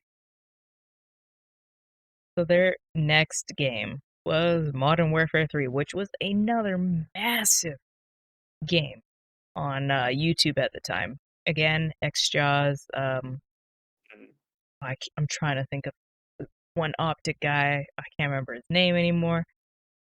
This was huge. A lot of people made their careers off of this. A lot of people did a lot of good things, a lot of cool things. This was in the era also of the annoying 360 no scope and all the edits and of that. I've never played Modern Warfare 3 because I was like, no. You know where Yeah, you just like I hear said, about a game so much and you're just like, no. yeah, I'm pretty sure this was like I said the period where I noped out of Call of Duty. So Yeah, this is not saying it's bad. It's just different. yeah, Modern Warfare 3 was a different time. It was boom bang action action action action. I'm like, I kind of Hmm. miss like I miss the down to earth. Even though this is down to earth and they really got out of control in the newer games, I miss the down to earth. I miss the world at war. I miss the as awful as it was. It made me miss Finest Hour, which was Finest Hour World at War, which was awful. Yeah, Uh, I remember. Yeah. ugh, ugh. When you ever want to be like not happy with a shooter, ugh, right there. Blobs 2, which is also a classic, which was released in 2012. I was 1 year out of high school. Developed with Treyarch, with Raven Assist. Yeah, like I said, Raven pretty much, except for the past couple Call of Duties, they pretty much assist. Like the past couple, they're credited as co-developing, but yeah, So it's kind this of is crazy. the big thing, the Call of Duty Black Ops 2 Hardened Edition. I I got I this. remember it. I have the Steelbook, and then what the hell is in here? Oh, this is like the coins and stuff. But I still Yeah. have all this. The Hardened Edition was that ish because it was like the Hmm. halfway between the really, really, really super expensive edition and Yeah. uh Did the Hardened Edition maybe come with the season pass? I I don't think they could were have doing swore it came season with something. passes at that time. It did come with the bonus content of Zombies, Nuketown, and 2025. That's what it was. But I remember Nuketown being a big thing. Yeah, I don't think season passes were that big in 2012 yet. they they totally were. Maybe I don't remember I, them. I know they were because I remember selling them. That's how I know. That's true. Just because I remember having to sell them on launch nights and stuff for them for those Bruh. games. Um, Call of Duty Black Ops 2. Man, I this is another one I've only played it once, so I don't remember the story more than I know Black Ops 1 a lot more than this, but mhm. man, I like the zombies more. Actually, it depends. It depends on the map. They had more variety of maps, but I did meet some banging friends playing zombies here that I still talk to this day. Black Ops, Always a good thing about games like that. right? The next on the franchise was the last. No, not that one. Was the last game Call of Duty I ever played. It is Ghost. It's Oh, PS5. It's on PS5 already. because it was on PS4. Oh, I didn't think they It ported was it a over it was a already. it was a launch title for PS4 and Xbox. Yeah, that's what I'm confused. Is it? It is on. It is on PS5 No, I mean you can because play it this. on a PS5. Oh, because I'm It's like this not on person PS5. has PS5. I was like, is that right? Yeah, no, it's backwards compatible. Ah, Because it was on PS4 and Xbox One as a launch title. okay. So this was it did suffer a little bit from that the brown zone, where it was Hmm. a little brown. But I thought this game was pretty good. I never played, honestly, never played the multiplayer aside from like bots. Man, Yeah, I maybe played a game or two of the multiplayer, but not a lot. Ghost was so the story was man, I kind of want to go replay it again. I'm pretty sure I still have it installed, but I'm like, damn, that story would probably apply more now than it would back then. So we are on the Mm. peak of some stuff, just Yeah, like the Division. Whew, we are on the yeah, peak. right. Oof, we're about to go downtown, and not in the good way. I really liked Ghost though. It was Yeah, I didn't. I know a lot of people didn't like it, but I thought it was pretty good. I mean, considering the next game had Kevin Spacey in it, and then we know what happened with that, so Yeah, I mean, I will say at the time though, yeah. Advanced Warfare was pretty good. I And I I, didn't I like thought it. so. I know a lot of people didn't like Advanced Warfare. I actually did like it, oddly enough. Once they left Um, the Earth, like I kind of tolerated and guess, but once they left Earth and stuff, I was like, nah, I don't like it. yeah, that's fair. I don't like it. But I'm still old. Like I'm like, oh, Big Red one, the best one, I mean, Big Red One was pretty good. So right? The next, I'm not gonna pull up any more videos. Next one was Advanced Warfare, the remake. Oh no, Advanced Warfare. Oh my god, we just said yeah, that. yeah, we were just talking about it, yeah, Sledgehammer, 2004. Jeez, 2014. 14. See, Trevor catches me when my brain says we ain't having any of this today. It was the 11th major installment in the Call of Duty series. And High Moon, what's up, High Moon? Bungie worked on the PlayStation 3 and Xbox 360 version, and Raven developed the multiplayer and zombies mode. Oh, wow, this really spanned a whole 2 generations. Jesus.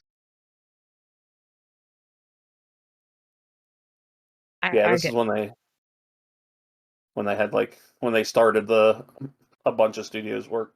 I mean, well, they kind of started that with Ghost, but they were getting to that point of a bunch of studios working on Call of Duty.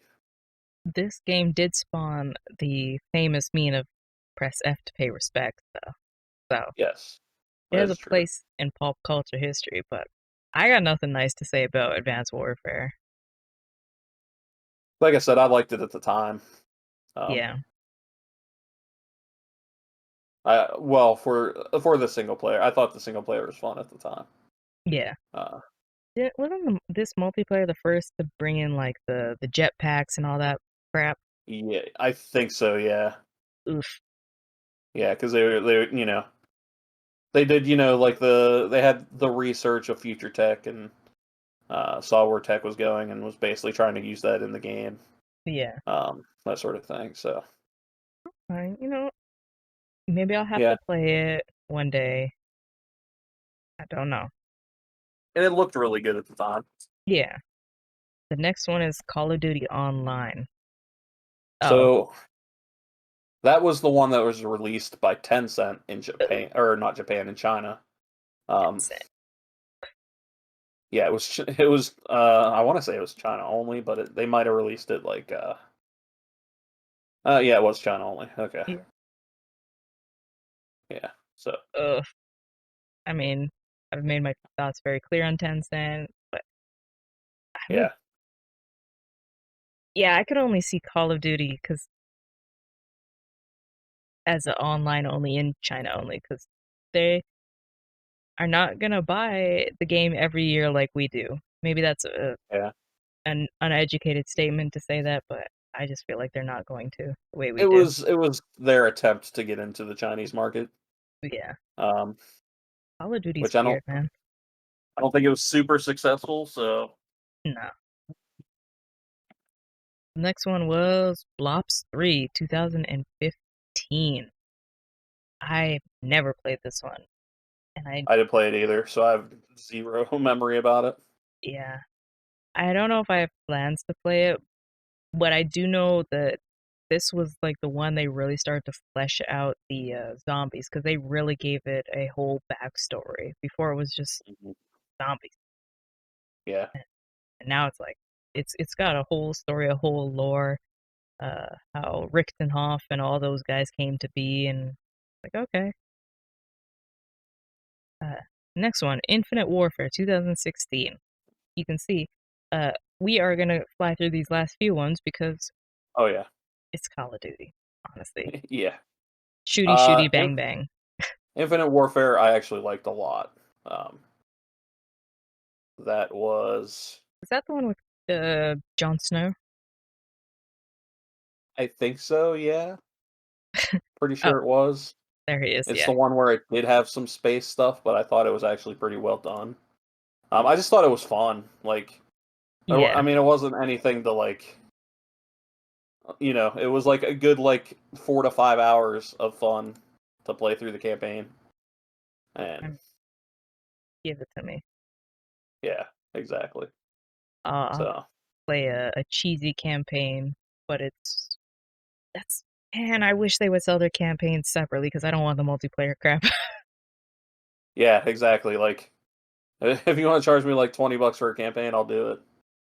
Every day, all day, I will do it. I just don't want Yeah, to play anything else. 2016 they came out with Modern Warfare Remastered, which had some controversy because they parted up and divided up the maps and resold them more expensive than they were when they were released. I remember that. yeah, But yeah, again, never played it. yeah. I'm pretty sure I have a copy of it, and I've never Yeah, actually played through the remaster. I wanted to, I just never got around to it at the time. I mean, get through that backlog, boy. Come on. What you doing? The next, It is what it is. it, it is what it is. Next was World at War 2? World War Two. It was World just War World 2. War Two. World at Yeah. War was the different one. That was the early one. Okay. Yes. Yeah. Yeah. This one was also had a bit of controversy because they just microtransaction the hell out of it. Yeah. I don't remember any of that, any of the microtransaction stuff, because I just play the campaign. Yeah. But I like the campaign. Mhm. Like it was finally going back to World War Two, which, Mhm. as I said before, I prefer. Mhm. So I had a lot of fun with the campaign. I thought the campaign was fun. That was the Um, I, same time the Battlefield 1 came out too, I think. Like around. yes, yeah, they were the same year. Yeah, Man, Battlefield yeah, 1, that opening like 20 minutes, mhm, my heart. yeah, Oh yeah, god. and again, I was playing Battlefield One for the for multiplayer, and then Yeah. just the campaign in Call of Duty World War Two. I So, just downloaded oh my god, what is it? Battlefield 5. So I don't care about the multiplayer. I'll maybe play like a couple games, but I'm down to play mhm. that single player. Damn, that's gonna Yeah, be. I haven't played the campaign in that, and I actually am kind of curious to play it. So, And that's the one that also has the oh my god, Battle Royale Firestorm in there. mhm, yeah, So 2018, which seems so long ago in our era of quarantine. Uh yeah, Black Ops 4, which I completely forgot was a thing. Also had the and first oh, they did have the first Battle Royale. They did. and it was multiplayer only Mhm. because they didn't get a campaign in time, Which like I which meant I remember didn't play it. exactly. I remember Achievement Hunter watching them play Blackout, which is the Battle Royale mode. But Hmm. damn, I was like this was the first like test of they said they couldn't get it out in time, but they could have. The test of not having a single player. And they're like, it's successful. But we haven't sold as much as we want to. I wonder why. I think I did like a free weekend or something, and I played the blackout mode because I remember playing the blackout mode like once or twice. And I It's thought not it was pretty good, but it's not apparently from what I heard, not as good as Warzone with the gulag and all that, but no, it's it not. it's proto good. It Uh was like at the time it was a better version of PUBG. yeah. I would say. PUBG man, how far PUBG has fallen. Yeah, yeah. It just couldn't keep up. No. And then once they sold and that's a Yeah, whole I mean nother thing. it was just built on like some janky tech, and it just couldn't. Like it's just hard to. compete with, like, I don't want to. This is going to sound harsh, but like better developers with better tech Yeah, doing what they did better, essentially. I It's just mean, hard for them to compete with that. I feel like we'll get into it, but there's tons of games I can think of that are okay, but if they had a better, not more necessarily a more funded, but more a talented group behind them, they could do better things. Hmm. Yeah. So this game, what I was talking about earlier about the guy who didn't like what I said about Russians, Infinite Warfare, or no, Modern Warfare, Modern Warfare. the No Russians mission. hmm No, this He, yeah, yeah, this one was the reboot. yeah, he didn't Um, like what I had to say there, but this one, mhm. I mean, I don't know how you can really have much opinion. It's a one-to-one reboot of the original, so really not much to say about that. Warzone is in here, Yeah, but like yeah, not much. before they popped it out as its own thing. And if you're gonna take something Rockstar and pop it out as something else, uh, make it free to play because Red Dead Redemption Online needs all the player base it can get because it's dry, so Yeah. dry. But I've heard good things about this. That they really took it into, I mean, 2019. God, it's the last year we could see the sun without wearing a mask. But they Yeah, really pretty took it much. out Yeah, there and they yeah, made it yeah. so good. Warzone's good. Warzone's good. I Mm. would say. I've I can watched give that the thumbs up. I've watched a lot of like the Gulag and campaign, or not Gulag campaign, but the Gulag the Concept. yeah, you know what I mean. Yeah, you got it. Yeah, And then I got you.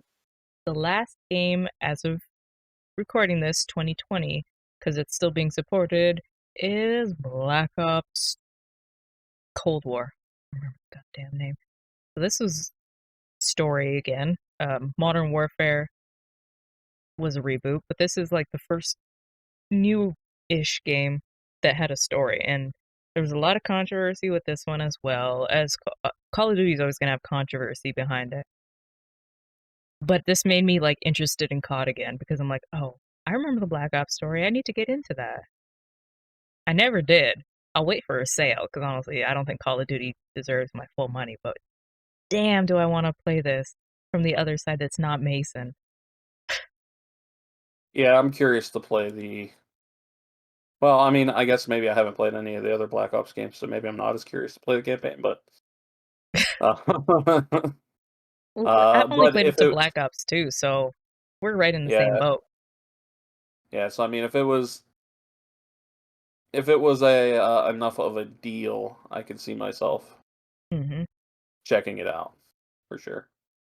I really want to play it because I have such a love for Black Ops, and this is like a reboot technically because the last campaign was in Black Ops 3, but at the same time, it's not because you're not playing as Mason for Yeah, any it of was. this. Yeah, I remember that being like real weird. It's so weird. Like all of a sudden, you put this character me in his shoes for 3 games, and now I must play the other side, which is people that I've never really liked. And you have to make me never try to make me empathize with the enemy. It's you're not Marvel, you can't make me empathize with Loki, although that Loki trailer that just came out looked real good, but you can't make me empathize with the people I don't like. Especially if Mm. you spent 4 games, 3, 4 games making them so unlikable. Yeah, I mean, there's ways to do it, but They're not like, it, interested. well, it just depends on the game. Like that's not what you're coming to Call of Duty for. No. Like, I mean, you're coming to Call of Duty to just have these stupid like Yeah. basically for it to be just like this action movie essentially. Call Like it, Call of Duty is And Battlefield, I haven't played the campaign of 5, but I might start that tonight. It's one massive set action piece to one massive set action piece. There's no in between. Everything is action. And it's just like, I Yeah, gotta I be in the mean, mood for that. Call of Duty's basically the Fast and Furious hmm of video hmm games. You know, like Yep. you're just there because there's a ton of like cool action and sometimes like some dumb stuff happens. And you're just Yeah. like, all right, cool, I get it. Let's do it. God, you're Um, not wrong. so yeah, it's like it's a popcorn action movie essentially. So Yeah. uh, And 1, 2, 3, 4, 5, 6. I lost count. Let's do 10. 11. Let's do 11. They've, since 2010, and now they've done nothing but work on Call of Duties, because like Trevor said, yeah, they are a so support studio now, which it is yeah, not a bad thing to be a support studio. Support studios pump no, out great things. Um, Before it was shut down, BioWare Montreal worked on Leviathan, which is the best Mass Effect 3 DLC, I think, in my personal opinion. They were unfortunately given the task to work on Andromeda, which I've come to love Andromeda. Support studios are necessary. They really are. We need them, and they do great things. They do more than sometimes the big studios do, because they're the ones that take the heat when the servers go down, or the uh like Cyberpunk, your PP clip through your pants or something like that. That's what support mhm. studios do. I can't tell you how many times my PP is clipped through my pants in Cyberpunk. I look down like, oh, Probably too much. I was like, damn, I feel like a nudist in this game. I know I got clothes on, but damn. So Raven Software has, I mean, they haven't had a bad game. They've had some not memorable games, but they've had like a varied history from developing their own hit titles, like not necessarily hits at the time, but hits now. Heretic, Hexen are some of the most well revered games in gaming history. Yeah, they were basically on the forefront of the FPS genre hmm alongside id and a couple other studios and stuff. So yeah, I think uh, Raven has a really good history behind it for sure. I don't think they have a bad, I'll say a bad developed game. Maybe people are not happy with the Call of Duty games being published, but that's them in partnership with Sledgehammer, with Treyarch, with Infinity Ward. That's not them, but their Oh, games and I mean, I don't think any of the games are bad. It's just I think it just preference. comes to a point of personal preference hmm at that point. Like the games aren't bad. It's just like if they didn't make a Call of Duty game ever again, would I care? No, probably not. Yeah, But like if they keep making them, will I play one like every couple years? Yeah, probably. yeah. You know, like that's cool. All right, I'll play this 5 hour campaign. Uh, enjoy it, and then never touch it again. It, That's honestly, yeah.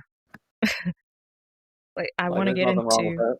maybe not next week, but I do want to get into the talk of which games should be live service games instead of yearly games. And oof, I got thoughts on that because it's gonna be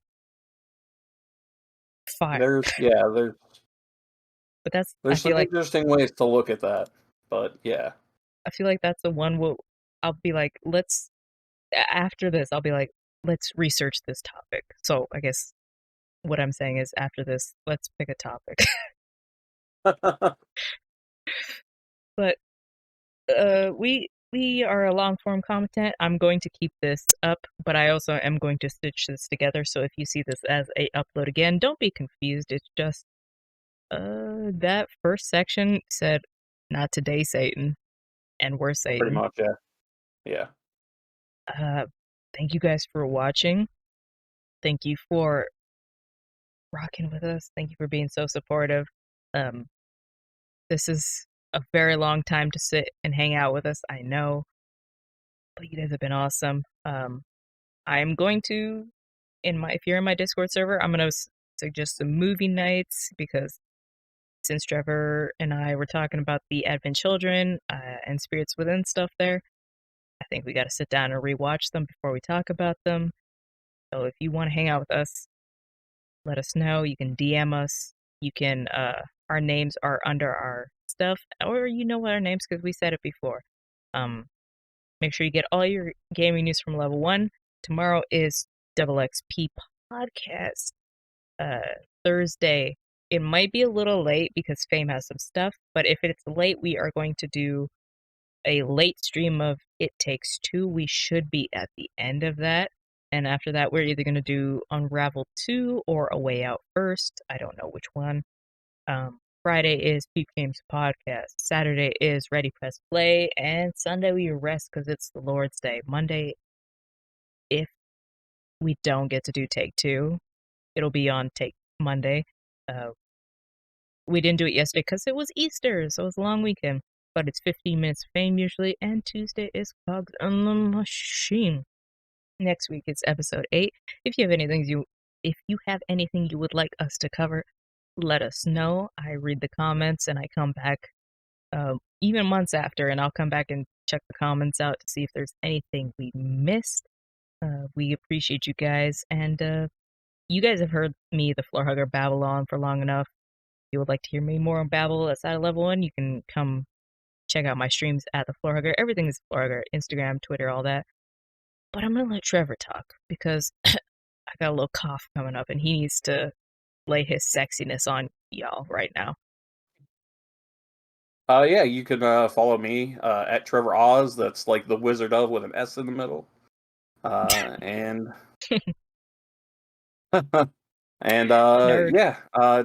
check out externusgame.com again. That is the game we're working on. You can check out our pre-alpha demo. We'll hopefully have some fun stuff coming up in the next couple months that'll show more of the game. That's the plan, at least. And thank you guys for listening. We really appreciate it. Rate, review, subscribe to us on iTunes if you get the chance. It helps more people listen, and hopefully we'll drive more people to the live show that we do on Tuesdays. So thank you very much. And I think that's it. Is that you don't want people to know how handsome you are and how knowledgeable you are, and how we almost got a shot or a death threat? Oh, they know. I mean, if they've been listening this whole time, they know. That's still horrifying. But a little bit, yeah. if you want to see more of us, I just laid out where you can. If you're part of Level 1 family, extra live stream November 6th. Hit me up if you have some spare time. We will also be probably hoping that Externus drops a beta so we can play, or an alpha, or another demo. We'll play it there. But thank you guys for just being awesome. Sorry for the technical difficulties today. That will be resolved next week. And see you guys next week. Bye, guys.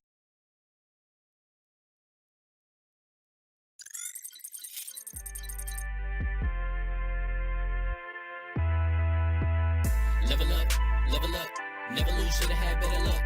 Tryna see a check, I'ma run it up. Yeah, I do a lot, still ain't done enough. Level up, tryna see a check, I'ma run it up. Yeah, I do a lot, still ain't done enough. Never lose, should've had better luck. I'ma wake 'em up from a slumber. Money ain't nothing but a thing, and the level ain't nothing but a number. Life ain't nothing but a game. Level up, never lose, should've had better luck. Tryna see a check, I'ma run it up. Yeah, I do a lot, still ain't done enough. Ball. Waking up that he gave me a chance and I'm rolling the dice. I do it all, living like I'm trying to go for the platinum trophy in life. Who can you call? Really nobody, so you should just follow me on your device. And know if she chilling with me, then it's bound to be chemical X and the sugar and spice. Game in the system, but game is the hobby. I'm probably cocky, but hot as wasabi. I mean, if it's beef, then you know where to find me. My niggas is ready and so is my body. You should be running and telling your posse and what's in the speakers and what's in your potty. And she trying to kick it, but this ain't karate. Just keep that shit down while I'm watching Tsunami. I ain't saying I'm a super nerd, but I told you when we got involved, my idea of a perfect date is a PlayStation and some alcohol. I was role playing on GTA I'm a good guy, but I got it all. If the world should end, be the first to leave. But the last of us acting naughty, dog. Level up, never lose, should've had better luck. Tryna see a check, I'ma run it up. Yeah, I do a lot, still ain't done enough. Level up, tryna see a check, I'ma run it up.